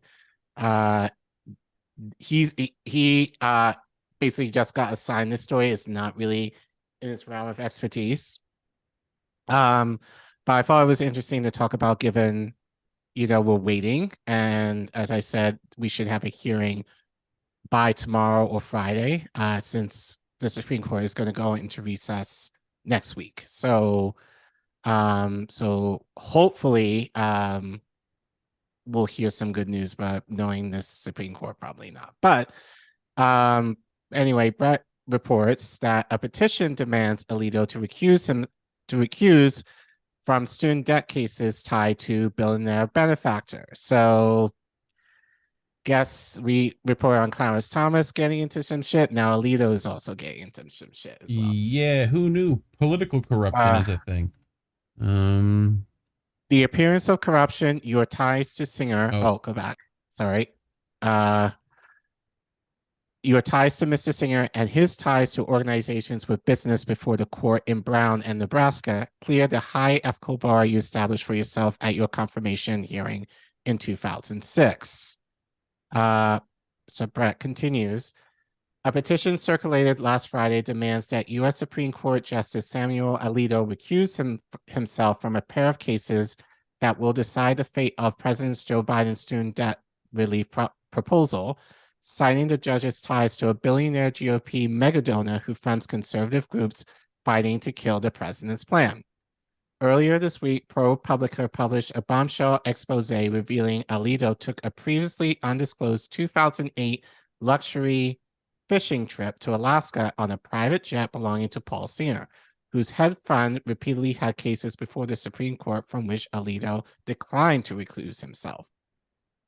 Alito's Alaska getaway was organized by Leonard Leo, who heads the Federalist Society, a conservative legal organization promoting an 18th century interpretation of the U.S. Constitution. The group has played a key role. The group has played a key role in the U.S. judiciary's rightward shift, and all 6 conservative Supreme Court justices are current or former members. Yep. In light of your now well-documented financial entanglement with billionaire investor Paul Singer, we write to demand your immediate recusal from 2 cases in which Mr. Singer appears to have direct or indirect ties to litigants or amic, Biden versus Nebraska and U.S. Department of Education versus Brown. Begin the petition, which is being circulated by the Debt Collective. The petition continues. As you know, these cases will determine whether the Biden administration is able to deliver transformational student debt relief to more than 40 million working families. Given your stated concerns over the appearances of impropriety related to potential conflicts of interest and the standard of recusal you set out in your own Senate confirmation hearing, your recusal is needed when any possible question might arise. We expect that you agree that it is necessary to recuse yourself from both cases. We urge you to immediately and publicly communicate your intent to do so before decisions on these cases are released. Yeah. The appearance of corruption, your ties to Mr. Singer, and his ties to organizations with business before the court in Brown and Nebraska clear the high ethical bar you established for yourself at your confirmation hearing in 2006. The petition states, there's only one path forward. You must recuse yourself in both Brown and Nebraska. The petition signs Singer's major financial support of the Judicial Crisis Network, which has given at least $150,000 in direct financial support to the Job Creators Network, a right-wing dark money group bankrolling the plaintiffs in U.S. Department of Education versus Brown. Singer also chairs the Manhattan Institute, a right-wing think tank known for members like Christopher Rufo, proprietor of baseless anti-critical race theory hysteria, and Diane Yap, who stands accused of promoting racist stereotypes under the guise of countering anti-Asian racism and championing educational merit. The organization filed a consolidated amicus brief in the Biden versus Nebraska, imploring the Supreme Court to strike down the student debt relief plan. In addition to the petition, the Debt Collective also noted that the Supreme Court on Friday ruled that states do not have legal standing to sue the Biden administration on federal policies. In today's United States versus Texas decision, the court ruled that the states of Texas and Louisiana do not have standing to... Oh, too far. There you go. Up more? Yeah, there we go. The court ruled that the states of Nebraska and Louisiana do not have standing to try and use the courts to force the Biden administration to enforce immigration laws more punitively, the group said. Last week in Collin versus Bracken, the Supreme Court ruled that the states of Texas also did not have standing to sue the federal government on behalf of its citizens, similar to a lawsuit brought on by Republican attorneys general in a sham student debt lawsuit. Observing these rulings, Debt Collective spokesperson Braxton Brewington said in a statement Friday that if the Supreme Court strikes down student debt relief, it'll be a stark deviation from their rulings thus far and further expose the political corruption within this court. In Justice Barrett's own words, the ruling for student debt relief should be open and shut in favor of mostly low-income families burn with crushing debt weight of student debt, Brewington added. Thoughts? This was short, but I mean, so go ahead, Reef. If they well, I'm just getting clarification. If they vote down the student debt thing, which they're going to do, what precedent is set here, Collin? Corruption? Well, yes. Okay. But there's another thing that's being said here, and that is, look, unfortunately, I don't want to be the person to say this, but let's just rip this Band-Aid off. Say it. Student debt forgiveness is not happening within our lifetime. It is something that's being used by the Democrats to get people who are desperate enough to believe that the Democrats will follow through on any kind of student debt forgiveness. If we do see it within our lifetime, hell, I will make a huge apology on my show. Be like, wow, student debt forgiveness is happening. But again, look at all the attempts that have been done and all the lackluster attempts that were supposed to get done under Biden's administration, especially that infamous 10K to 20K student debt forgiveness, which again, if you factor in interest, that 10K, 20K student debt forgiveness was never going to make a dent at all. Supreme Court, Congress, the president are not going to come to our rescue. All right. Student debt is something that a lot of Americans are going to have to contend with, unfortunately. And I wish that wasn't the overall conclusion. However, go ahead. I didn't mean to interrupt. Go ahead. No, go ahead, Kit. And okay. So look, what can I offer in this? What can we do? I mean, obviously, we don't give up on the fight of student debt forgiveness because it needs to happen. I mean, if a bank or large Wall Street, executives can get bailed out, the American people can get bailed out. I mean, that is something that is abundantly clear, and we need to fight for it. But if we can't get that, if all else fails us that, then it is now our social responsibility to inform not only Gen Z, but the next generation to come up. And that is, do not go to higher education here in the United States. Do not attend college here in America. If you want to go to a 4-year, 5-year university, go overseas where it's free or affordable. Go to a trade school, go to an apprenticeship, go to community college, but do not throw your body and soul and mind into the college industrial complex, where all what you will be giving is the chains of debt slavery.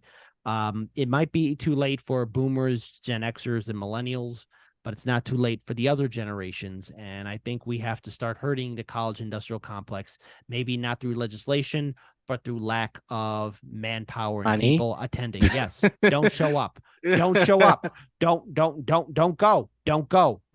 And this isn't despairing saying, oh, you shouldn't go to college. No, it is more of, don't go to college here in America. You will be in debt. Save people's lives. Do that instead. I have a couple of things. Well, I have something I want to add to this, because when Clarence Thomas got called out for some similar-ish a few months ago, and we reported on this, Reef, you remember who was going at Clarence Thomas regarding his corruption? I don't, but Indy, who will be here in a second, will. Well, it was AOC. And so you would think, and I'm actually going to call out Ayanna Pressley for a second, because those of you may remember, I asked her politely at their Squad Fund Victory Fund event in DC last month.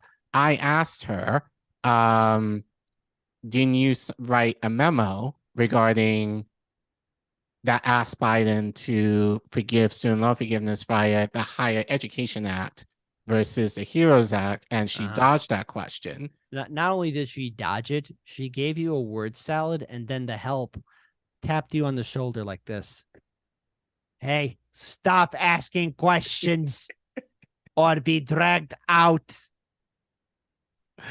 But you would think that if the squad cared about this, especially since this has been reported on, you think that they would speak out more on this. But to my knowledge, they haven't. If Biden or what's his face?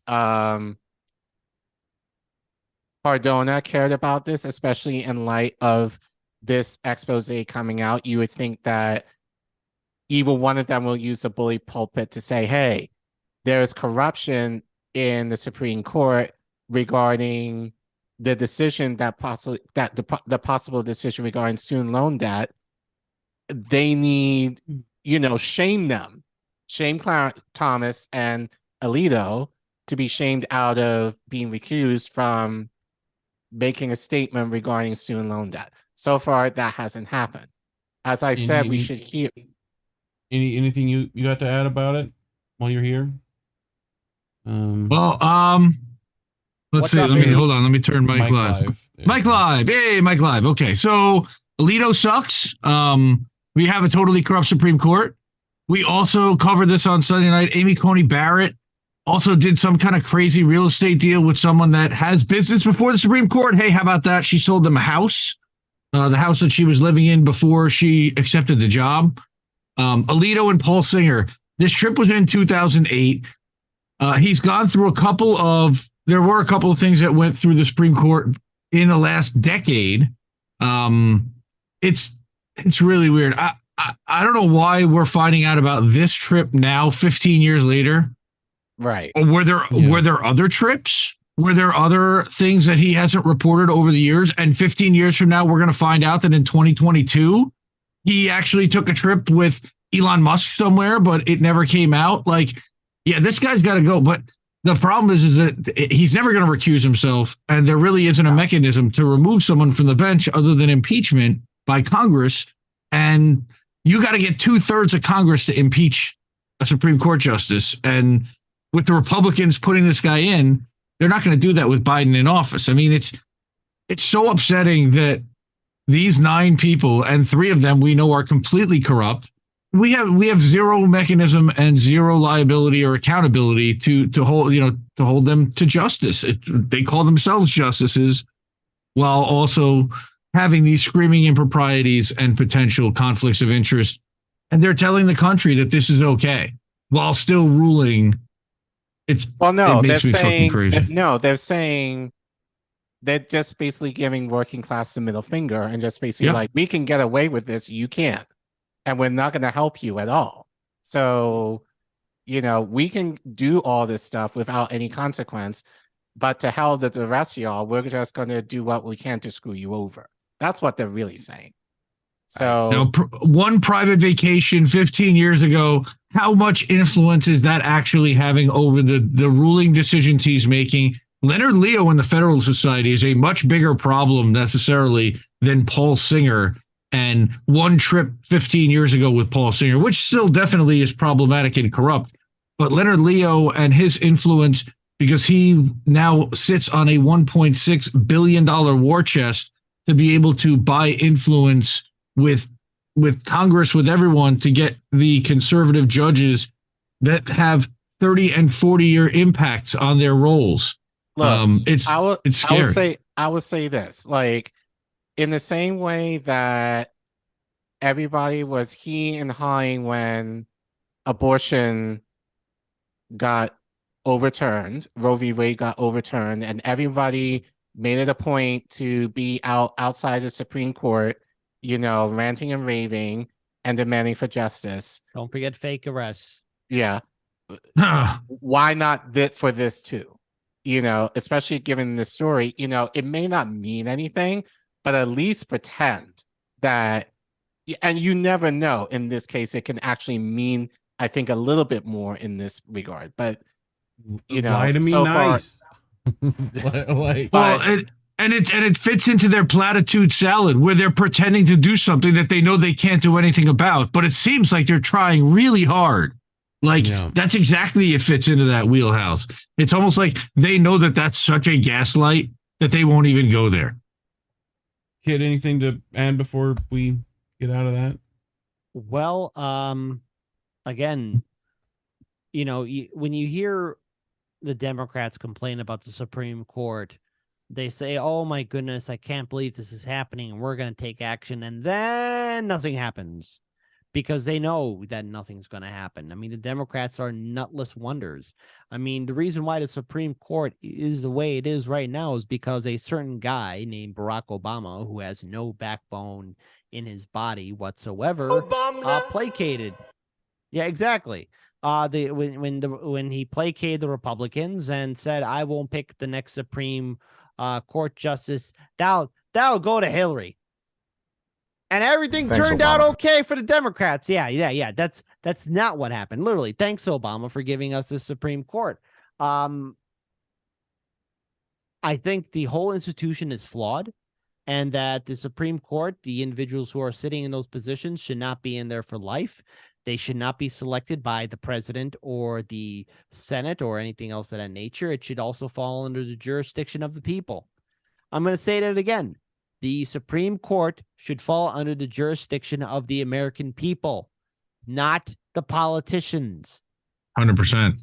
And again, maybe I'll go even a little bit more controversial just to trigger everyone.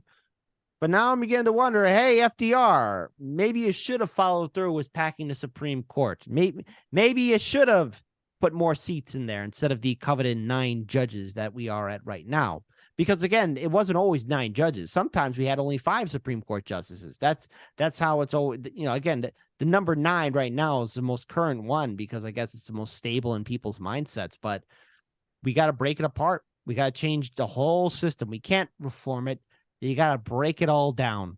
You can't have things the way they are and remain the way they are. And unfortunately, that's not the case at all whatsoever. So I do have to mosey on out. I have to head on out and get ready for tomorrow's show and a few other things as well. But I want to just reiterate this here. Look, INN is wrongly being censored by the YouTube algorithm. They have posted outstanding content and interviews. We actually highlighted a lot of the shows that or articles and coverage that you guys have done. Most notably, Collin and you, all of you who put together that collaborative piece on the Amazon labor union. To be clear here, I think that was a phenomenal piece of work, shining a light on how that institution could be better. We also had a couple of your members on who've called out AOC and the squad, and even, hey, shout out to Shut the F Up Libs, who's done some great collaborative and collage videos calling out the jagoff politicians. So INN, I wish you guys much success, and to everyone that's watching them, please share their content on social media. Give them a like. They are on YouTube, so boost up their entire profile because it is deserved. It's long overdue that they get the acknowledgement. And we here at Hardlands Media are happy to collaborate with the people at INN. You guys have been speaking truth to power, and the only reason why I hang out with you guys is because you're consistent, and that's how you've earned my respect. And I think there's a bright future for INN. Collin, you've been a great guest on our show in the past as well. Reef, you've been a great source of inspiration. And Indy, hey, you keep this ship floating straight, okay? I gotta hit him with the again. Look at this guy. Appreciate you, Kit. My avatar is gonna blush. Where can people? Well, I think everyone is family here, so everyone knows where to find you. But just in case they don't, where can they find you, Kit? So where you can find Hardlands Media is on YouTube, Odyssey, Rockfin, and Rumble. Again, we're going to be setting up our Kick account. I need to finish that up. I'm kind of dragging my feet on that one, same way I was dragging my feet on Substack. But almost done with all that stuff. So again, 9 a.m. Central. We also have a show on Can TV that's public access television, so we're happy to have that. And again, you can check out our website, hardlandsmedia.com. We appreciate all the support. 9 a.m. Central. Start your morning right and righteously angry. Pour some whiskey in your coffee. Grab a mimosa. Smoke a bowl if you got it. do some shrooms, chew on some cocoa leaves, whatever you do to get you through that Monday, Tuesday, Wednesday, Thursday, Friday morning. So peace, guys. Take care. And I got to mosey on out. All the best to you, and thank you for having me on. I do want to come back on. So you might be seeing me again very soon. Perfect. And I have movie night tomorrow. Right. Movie night tomorrow, 8 p.m. Central.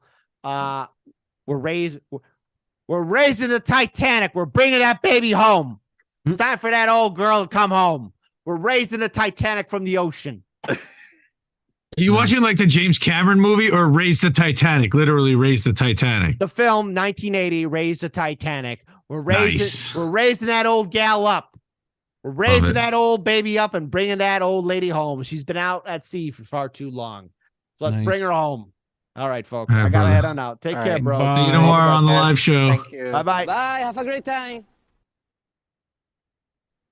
Look at me doing it. Now you're not Kit. Look at me. Now I'm Kit. Yeah, baby. We got one more story, right? Yeah. We got one more, and from according to Reef, it is long-ish. It's long-ish. I'm gonna skip a bunch. We don't need a lot of it. So but it should be good. So those of you who are still here, appreciate you guys. Thank you. And shout out to while Reef is doing that, shout out to Anthony Malecki for the super chat where he said gave $7.50, where it's like, here's 10% more for doing that call. I think that's in regards to the $79 that I paid for attending the Squad Victory Fun event. And what about the 10% at the same time? It's a double whammy. It's beautiful. And I have to change this one. Got to change some nameplates over here. Yeah, but we're good. But yeah. Our next story. Nice. But yeah, why you guys this last story should be, well, according to me, should be good. So quickly go get yourself a snack, go quickly get yourself a drink, come right back. Yep. We got everything sorted. So okay, great. But yeah, this is by the Grayzone. So I think it's specifically, if I go here, by Heather Kaiser, Anya Parampil, and Max Blumenthal. So they're doing great work over at the Grayzone. So this was literally yesterday they put this out. This is hot off the digital press. In the absence of official scrutiny of Washington's spending spree on Ukraine, the Grayzone conducted an independent audit of U.S. funding for the country. We discovered a series of wasteful, highly unusual expenditures the Biden administration has yet to explain. During a recent discussion with New York Times columnist Nicholas Kristof, administration of the United States Agency for International Development, Samantha Power touted her organization's push to guarantee transparency for U.S. taxpayer funds sent to Ukraine. We are involved in funding efforts and ensuring judicial integrity, which is intrinsically important to building Ukraine's democracy and its integration plans to get into Europe, Power declared, adding USAID's work in Ukraine was always really important in terms of assuring the taxpayer, the American taxpayer, that their resources are well spent. Yeah, about that. So here's Samantha Power. Even a year into the war, Ukraine continues to build out DIIA, an e-government app that gives citizens access to more than 120 government services. I spoke with Nick Kristof about USAID's support of this groundbreaking app that plays such an important role in transparent government. So here's what was that tweet had in it. Continues to build out this incredible app they have called DIA, which provides now more. What? Why? Oh, because I barely tapped scroll wheel? Ukraine continues to build out this incredible app they have called DIA, which provides now more than 120 services for citizens to do everything from get your birth certificate and your marriage certificate to opening a bank account to voting on some new piece of legislation as the RADA continues to function and pass laws, many of which, of course, are wartime related, but much of which are actually regular legislation about how to keep and enhance social services. We are involved in funding efforts at ensuring judicial integrity, which is intrinsically important to building Ukraine's democracy and its integration plans to get into Europe at some point, but also really important in terms of assuring the taxpayer, the American taxpayer, that their resources are being well spent. Yeah. He's a fucking monster. He's a fucking monster. Victoria Nuland like Part 2. Digital currency going on in Ukraine as well. I don't know if you caught all that. You know, they're not just the digital currency, but everything. Yeah. Yes, no, but everything is tied to a digital identity. This is next level digital currency. This is what they were complaining China was doing. Right. Where they can literally shut down access to your bank account. Yeah. Even the locks to they can change the access to the locks to your house because everything is digitized. Yep. Anything to add, Care Bear, Nice. before we get into it? Not yet. Okay. So, while innocuous on the surface, Power's comments revealed a great deception the U.S. government is currently waging against the American public in the roughly 16 months since Russia's February 2022 escalation of the Ukraine conflict. The U.S. government has approached several multi-billion-dollar spending packages to sustain the Kiev's military fight against Moscow, though many Americans likely believe the U.S. dollar allocated for Ukraine are spent directly on supplies for the war effort. The lead author of this report, Heather Kaiser, conducted a thorough review of Washington's budget for the 2022 and 23 fiscal year and discovered that this is far from the case. They found a numbers gal in this case, to go through it. So, you know, I mean, not to assume genders or whatever. They may be a they, them. You know, we don't know. U.S. taxpayers may be shocked to learn that as their families grappled with fears of Social Security's looming insolvency, the Social Security Administration in Washington sent $4.48 million to the Kiev government in 2022 and 23 alone. Just that alone. That's y'all Social Security. That's what that is. Like literally. USA paid off $4.5 billion worth of Ukraine's sovereign debt. They paid off their debt through payments made to the World Bank, all while Congress went to loggerheads over America's ballooning national debt. Western financial interests, including BlackRock, are among the largest holders of Ukrainian government bonds. Yay, BlackRock here too. It's like the who's who of, you know, this is the halls of injustice right here. Thought it is nearly impossible to calculate the total sum of U.S. tax dollars sent to Kiev. Kaiser was able to perform an independent audit of Washington's proxy war in Ukraine through a careful search of open source data available in the U.S. government official spending tracker. Right? It was like what Open Secrets does, right? Right. Yep. Kaiser reviewed all the funding allocations in which Ukraine was listed, the place of performance for fiscal years 22 and 23. Additionally, the discovered supplementary funds were sent to Kyiv by listing Ukraine as the justification for spending, rather than the locations where the money was physically sent. Calculating the total amount that the U.S. has given to Ukraine is incredibly challenging for a multitude of reasons: lag in reporting, covert money by the CIA. You know, they're not going to publicly disclose their military assistance in the form of military equipment is not calculated in the same manner as raw cash, right? As we found out when they accidentally sent 6.2 billion or whatever that was, right? $6.2 billion right here. There it is. Despite this, Kaiser submitted a request to the Department of Treasury asking them to disclose the total dollar amount of U.S. taxpayer support for Ukraine. Treasury has not responded at the time of publication, as they always do, right? So here's the big ones that we're going to hit on later. Kaiser was able to search through pages of reported spending. The U.S. government has yet to conduct an official audit of its funding for Ukraine. What's more, there's currently no limit to how much Washington can send to Kyiv. Okay? In the absence of dedicated official scrutiny of Washington spending in Ukraine, the Grayzone has produced an independent audit of U.S. tax dollars allocation in the country. Right? So, among the money troubling contract we discovered was a $4.25 million payment from the Pentagon to a military diving contractor. Okay? That a member of the Senate Armed Services Committee has described as a fraudulent company. Okay? The Senate Armed Forces as a fraudulent.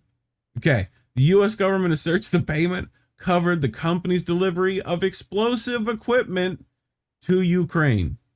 Their dive team sent explosives equipment to Ukraine to the tune of $4.25 million. In a fraudulent company. To a fraudulent company that the Senate Armed Services Committee thinks is a fraudulent. You mean it company. like a CIA front? It's all about geometry. You know what I mean? Like, how about that? Nord Stream. That's right. Reef. Yes. Did she make a total of all these expenditures? I think at the end we're gonna go through a few of them. Okay. So how exactly was that money put to use, and why has Congress so far refused to implement any program to track these shady weapons deals? Fortunately, the justification for contracts like these often consist of just a brief paragraph, or worse, a single sentence. Little information is available that documents precisely how the funds were spent. Down to come the dollar on, Reed. You're and asking the government to be accountable. but wait, there's more. But wait, there's more. But wait, Really? so this is the ones we can kind of skip around through. So USA awarded $21.8 billion to Ukraine through fiscal years. I'll read that again: $21.8 billion. Okay, billion with a B, with a big old B. Okay.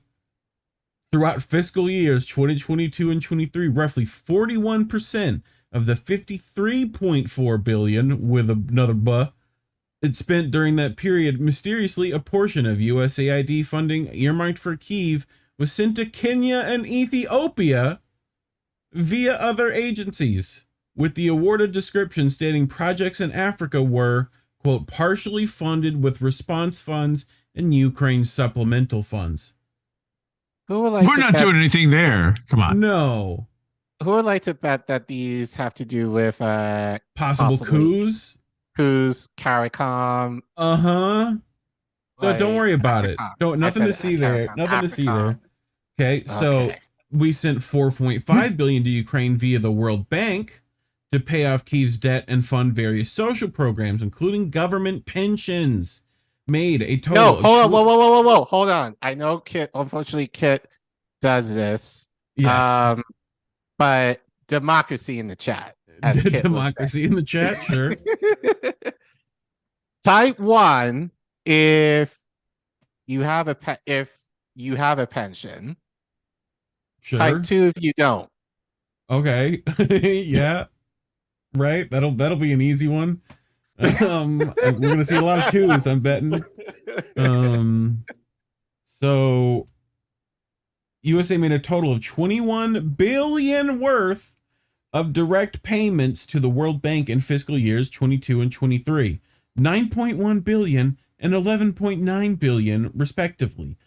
More money than all the funding Washington sent to the bank between fiscal years 08 and 21 combined. The $4.5 billion allocated for Ukraine funding programs directed by the bank's International Development Association and International Bank for Reconstruction and Deployment. So remember that bank, okay? So they're funding a laundromat. Come on. It's a laundromat funding. They're building a laundromat. Come on. So USAID supplied a $1 billion grant to the World Bank's International Bank for Reconstruction and Development to subsidize projects Ukraine cannot fund at this time. So they're doing projects that Ukraine can't fund. Okay. So here is the International Bank, right? 1 billion, right? So that's what you have here, right? And if you see what's highlighted, cooperative agreement with Ukraine to continue existing USAID programs Ukraine cannot fund at this time. They were talking about sentences, Collin. It's literally that. This is what they're looking through. So So in other words, this is just carte blanche, like blank check. Yeah, it's blank checks everywhere. Blank checks everywhere. Like, but it's like this is like the line that, like, this is what they were saying they were funding, and this is how much they're funding. Like, this is the amount of, like, could you imagine trying to get a loan at the bank for that much money? How much fucking paperwork you'd have to do? Like, right. You know, so USAID has supplied $20 million to miscellaneous foreign awardees. Right? Recipients include a Polish think tank called the Kazimierz Pulaski Foundation, a Toronto-based Ukrainian TV channel, a collection of Ukrainian anti-corruption organizations, and other groups listed in the screenshots below. These awards were issued on top of $26 million worth of funds USAID sent these groups between 16 and 22. Okay? Wait, stop, back up. They paid a Toronto-based Ukrainian TV fucking channel. Indie News Network hasn't gotten a dime from USAID, I can tell you right now. And there are no other U.S.-based. Well, we wouldn't dance. You got to fund the propaganda, Indy. We wouldn't dance, you got to fund the propaganda. Breaking Point certainly would have accepted some of that $20 million, I'm sure. Katie Halper certainly would have been looking for some of that money. And here in Freedom, we have 1 in 3 bridges falling. Shout out to Natalie. Wow. Shout out, Natalie. Yeah, thanks. Wow. So I hate it here. Yes. See, I like to try to get through these, but people are like, no, stop. No, what the fuck? Go. So, like, here's the stuff they're looking through, right? This is a grant summary they're putting out, right? So, $500,000 for the Kazimierz Pulaski Foundation, that same award show, right? A program dedicated to advancing U.S. foreign policy objectives by supporting economic growth, agriculture, and trade. Okay? Global health and democracy, conflict prevention, and humanitarian assistance in Ukraine. Wait. Pause. Conflict prevention? Yes. Conflict prevention. Okay. Uh-huh. Okay. To strengthen the International Center for Ukrainian Victory initiative and implementing international advocacy campaigns to keep high levels of international solidarity with Ukraine. So they are using what? Food, money, money, trade, money, and global health through the WHO. So basically, they're getting essentially free healthcare. This is our economic stick in the area. Right. They're basically getting healthcare. Free. Yeah. Well, I wouldn't say free, but of sorts, if I determine this right, universal healthcare. So or it potentially could be universal healthcare. That same foundation got another $74,000, right, to build capacity and policy formulating capabilities of the International Center for Ukraine Victory and assisting a Ukrainian civil society based in Poland. Okay. So, according to their own so-called peace manifesto, the ICUV's top priority is to admit Ukraine into NATO, which we know ain't gonna happen because they already told them that shit ain't gonna happen. To move a move that former U.S. diplomats from George Kennan to Jack Matlock to Henry Kissinger and even current CIA Director William Burns have described as a major provocation against Russia. These assholes don't even want you to do that. Well, no, they do want you to do that. They just say that it's going to provoke Russia and that they're going to, but they don't necessarily not want to do it. And that's the rub. Right. They kind of do want to do it. They just don't care about the consequences. They're all like 90 years old anyway. Well, and also the consequences help them because provocation from Russia equals provocation from them. Like, then they get to escalate. Yep. So, Ukraine's ascension to the European Union, NATO as the member, one prerequisite for sustainable peace. So there's them talking about that. They got to be part of NATO, right? So, sent $3 million to the WHO. You thought I was joking a minute ago. In 2022 to improve health outcomes in drought-affected areas in Ethiopia, Collin. Ethiopia, they're gaining help from them. The description stated partially funded with response funds and Ukraine supplemental funds. So USAID sent $30.9 million to Chemonics International Incorporated for the Ukraine Confidence Building Initiative. A private for-profit aid contractor, Chemonics founder said, "This sounds like a Fallout company." Like, that's what that sounds like. Founder said he launched the company to have what? CIA. What, Collin? My cousin works for Chemonics. Oh, that sucks, bro. Don't worry about it.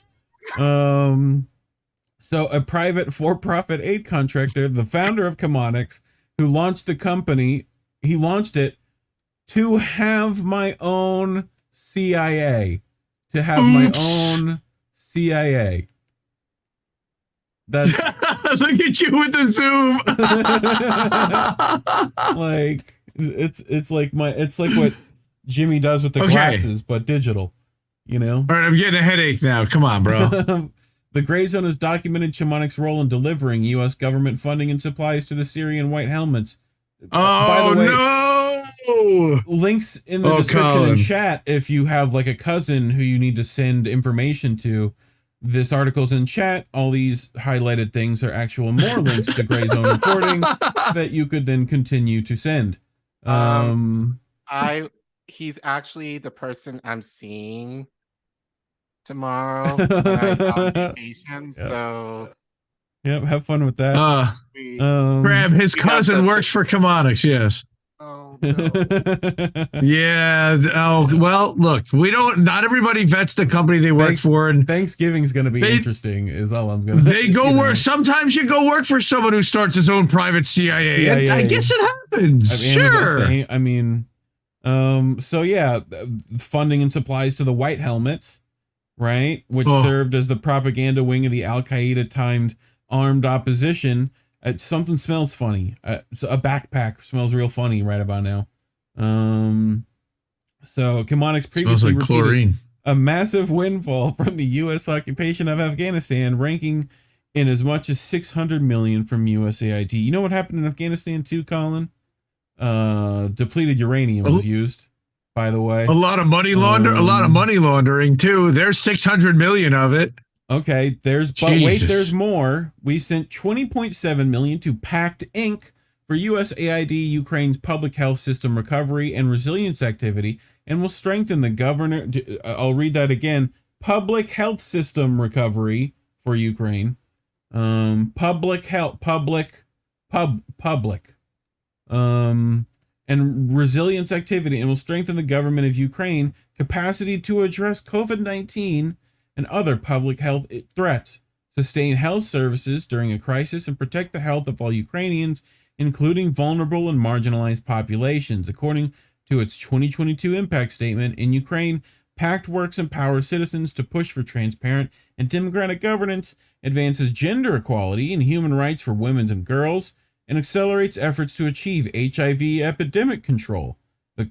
The contractor's work continued to 172 people, increasing their net income, according to PAC. 172 people, $20.7 million. Yep. That seems like a lot of money for 200 people, but maybe I'm wrong. $25 million to Horizon Capital, a leading private equity firm in emerging Europe. Okay. High growth tech.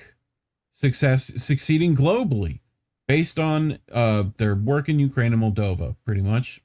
$7.6 million to UNICEF for emergency nutrition response and ASALs, arid and semi-arid lands in Kenya.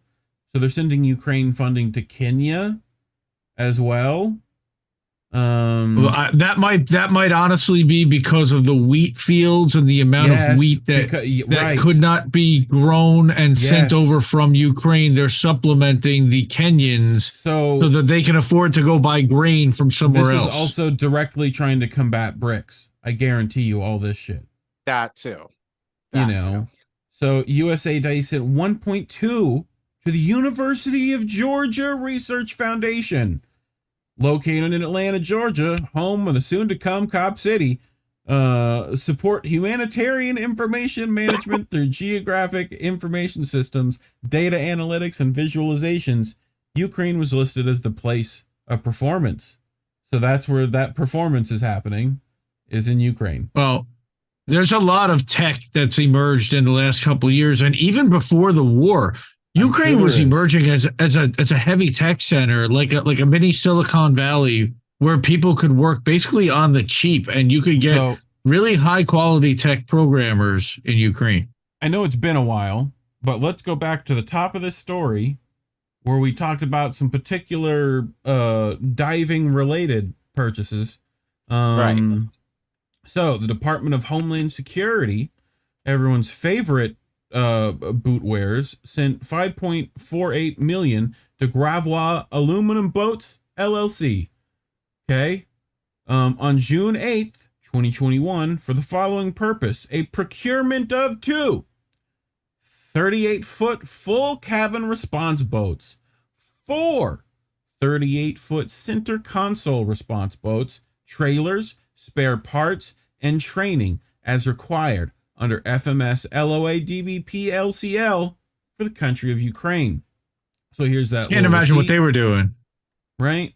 Department of Defense has transferred $4.7 million to Atlantic Diving Supply Incorporated this February 3rd for, quote, Pro Sapper and EOD equipment contracting squadron. They were contracting a squadron for Pro Sapper and EOD equipment. Okay. Wait. Reef EOD for the people at home. What? Huh? Explosive ordnance. What? Yeah, demolition. Yes, thank you. Yeah, Sapper uses C4. The things that go boom is what they're talking about there. Right. This is what they brought down. They went to a diving supply that funds SEALs to get Pro Sapper and EOD equipment, and they were contracting a squadron. Well, that means they're like, if you're available, please call. You know, and marine life-saving and diving equipment. Can we look at that for like a couple of orange boots? Is that the 6 Ukrainians in a boat that the New York Times said was going on? Maybe. So explosive ordnance disposal, and sapper equipment is exclusively used to blow things up or clean up explosives. And Atlantic Diving Supply is a military contractor originally founded to provide tactical gear to Navy SEAL divers. When a company like this is tasked, what? Shocking. Yeah. Is tasked with a highly specific delivery of explosives gear to any foreign nation, including Ukraine, it should prompt questions about the mission, no? Particularly when U.S. intelligence is blaming Ukraine's military for attacking the Nord Stream pipelines without the knowledge of President Vladimir Zelensky. The payment date does not necessarily correlate with the date of delivery from the vendor. In other words, the equipment could have been delivered at a prior date. Okay. Yeah, like June 2022. Like, but they were contracting the squadron. Now those guys got to get paid. Holy shit! So it's all right there. Holy shit! Hillier, the founder of Atlantic Diving Supply, paid a $20 million settlement in 2019 to resolve charges that he defrauded the Pentagon by falsely claiming his company was a small business. Atlantic Diving is consistently listed as one of the top 25 largest military contractors in the country.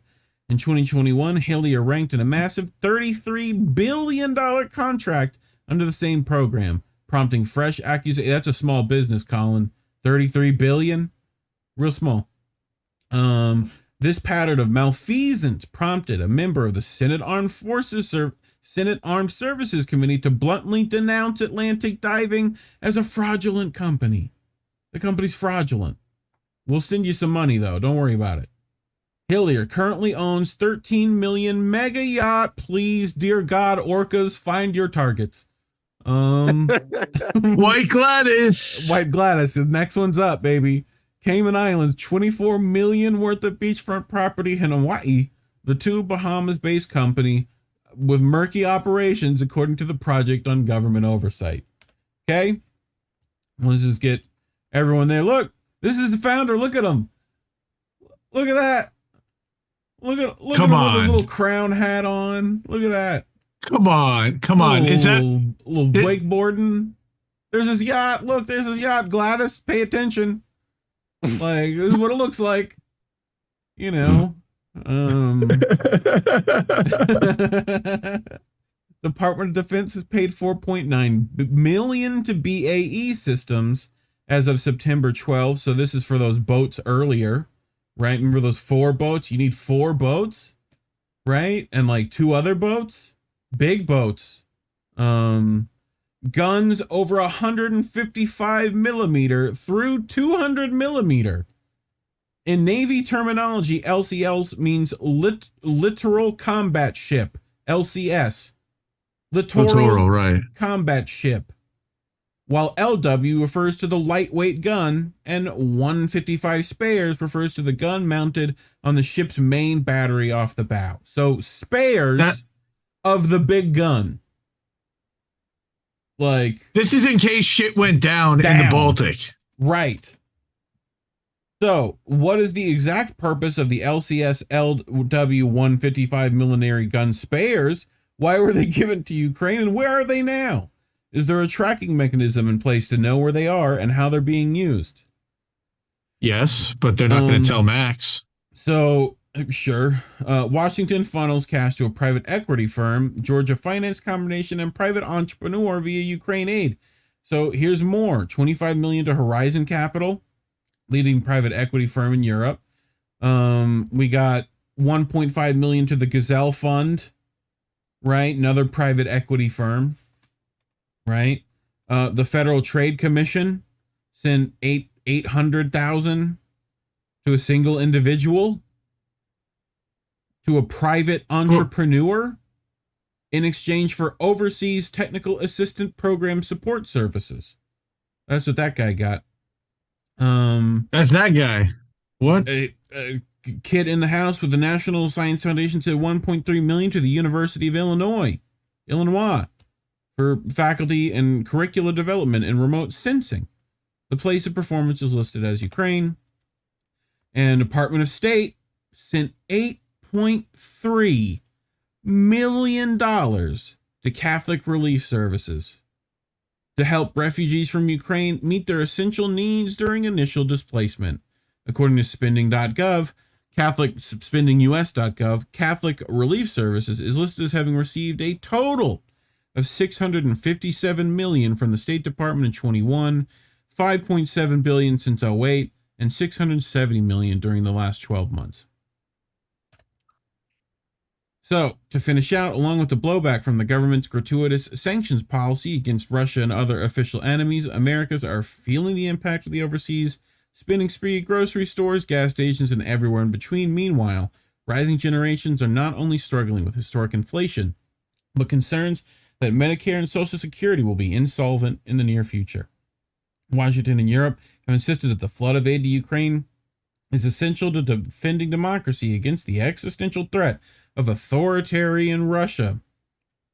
This framing is designed to shut down all debate by casting anyone who questions the ballooning price tag as fundamentally anti-American.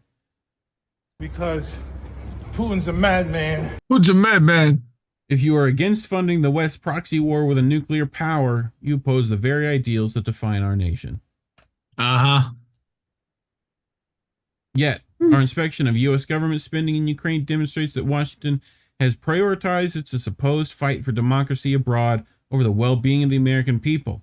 As the war drags on, lawmakers like Senator Graham have marketed military aid to Ukraine in increasingly grim terms. As the senator boasted during a recent trip to Kyiv, the Russians are dying. It's the best money we've ever spent.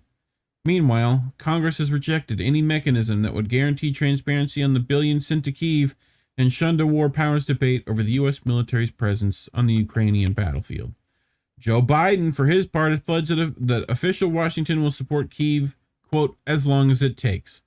As the potential for blowback grows from Western pressure to push Ukraine into NATO and a nuclear-armed Moscow is backed into an existential fight for its survival, while economic powers, including China, gradually decouple from the Western financial system, Americans can only wonder how much this will cost them when it was finally over. Yeah. Ukraine, fuck yeah. Collin, take our money, fuck yeah. Closing thoughts. I mean, we've been saying this forever, but we just now have numbers. Yeah. We only have some of the numbers. Right. Some. That's the thing. Some. And look at where it's going. Blatantly out in the open. Just a dive team, and they're contracting a squad, and they're procuring sapper equipment and EODs. But right. I remember Cori Bush basically being like, I think she wrote a memo basically being like, yes, we need to give support to Ukraine, but we need to kind of question where this money is going. Right. Like,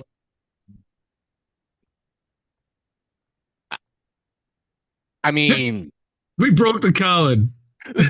Yeah, I know, dude. I was like, this article's long, but like, it's good. You know? Grayzone's totally doing a stream on this if they haven't already, but geez. This is a big article.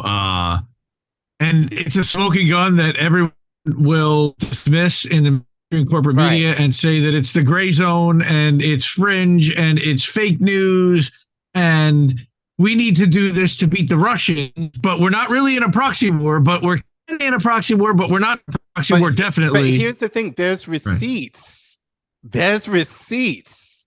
Yes. So how can you fight fascism? Yeah. Because Putin's a madman. Come on, that's what it comes down to. Yeah. Putin's a madman. Like Prigozhin. How much money? How much money did? Right. How much money did USAID? We are essentially paying for pensions and health care. Yes. Like, that was only in a private CIA. That was only like $750,000. $750,000 was all they gave for that healthcare thing that I saw. That CIA thing was wow. Yeah, this guy. You gotta tell your cousin about this guy. Yeah, not this guy. What was it? It was.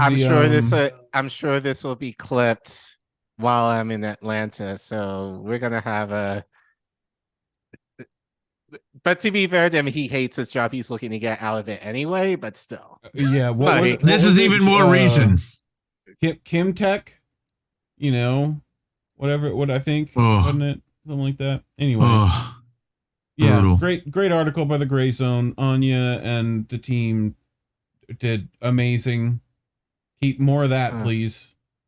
Yeah. More of that. So yeah. Let's go to I feel like I broke both of you with that story, and that makes me feel good. You know? Like, no, I'm waiting for Collin to get some more stuff out. I got. I mean, I'm pretty spent on that, but and keep going. But we're funding Nazis, and that's the proof of it. There you go, folks. We're funding Nazis and healthcare and pensions, and just whatever Zelensky wants. Yeah. That's basically what I'm reading into this. It's just, yeah, there may be some stuff that is earmarked for certain things, but mostly it's just a blank check to do whatever the fuck they want. And speaking of blank checks, if you enjoyed this stream, you're welcome to support us. You can find links at indienews.network. We'll take all the blank checks you're willing to send us. No, as we say, take care of yourselves, your families, and your communities first. Shut up and take my money. Before you consider giving to us. So yes, but there are other ways you can support at indienews.network. You can follow our social media there and, you know, retweet. But money's always good. Yeah, we appreciate that too. We know it's hard out there, so don't worry about it. You know, but we'll keep making more shit. Speaking of more shit, Monday. What's tomorrow? Tomorrow is Thursday. Bread and Circuses. Which, well, hold on. Crab said in the chat they're doing Politically Homeless tomorrow night. Okay. At 10:30. Yeah, Eastern. Friday, what do we got? Friday, we got the Handsome Cynic at 2:15 in the afternoon, and then at 10 p.m. It's not on the schedule because we haven't added it yet, but we're going to run boats smashing into other boats as its own program from 10 till about 10:45 Friday night. Yeah. Saturday night we'll have Bitch with Comrade Missy, and Sunday night. Oh, we do a show. That's right. Oh, Reef and I do a show on this network called How Do We Miss That? That's right. What? Hey, how about that? Yeah, we do that. We do that show Sunday. We covered a lot of similar stuff that last time that we did tonight. We followed you up. So go check out Kit's stuff. His links are in the description below, as always, as well as all the articles that we did tonight. What else we got? Pitch with Carmen Misty Saturday. We said that, right? Sunday, How We Missed That. Monday, Crab Bread and Circuses. Crab confirmed. What are you doing Monday? Yeah.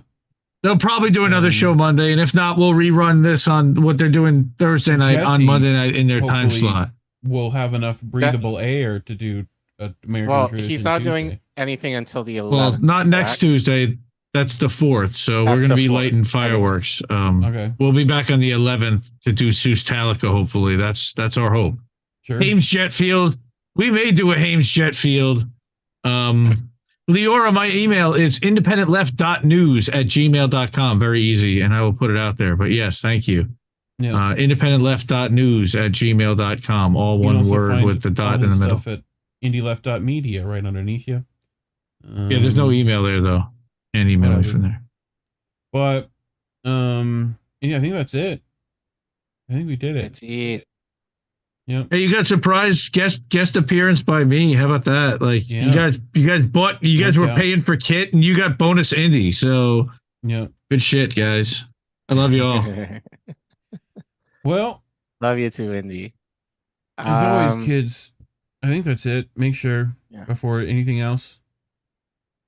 Trying to think. I won't be here next week because I'll be coming back from my vacation. I might pop in. Maybe. So, that's even questionable if you even do a show. People should go check out his show. He's been doing some stuff since he's here. So Himbo's great. Little Canadian boys. Doing it. Speaking of Canadians, next week you'll have Yeti Jesus. Yeti Jesus will be on, filling in for Care Bear, who will be in Atlanta trying to get some of that new Ukraine funding they got over there. And protesting Cop City. Yeah, Bama now. But Stop Cop City. Bama now.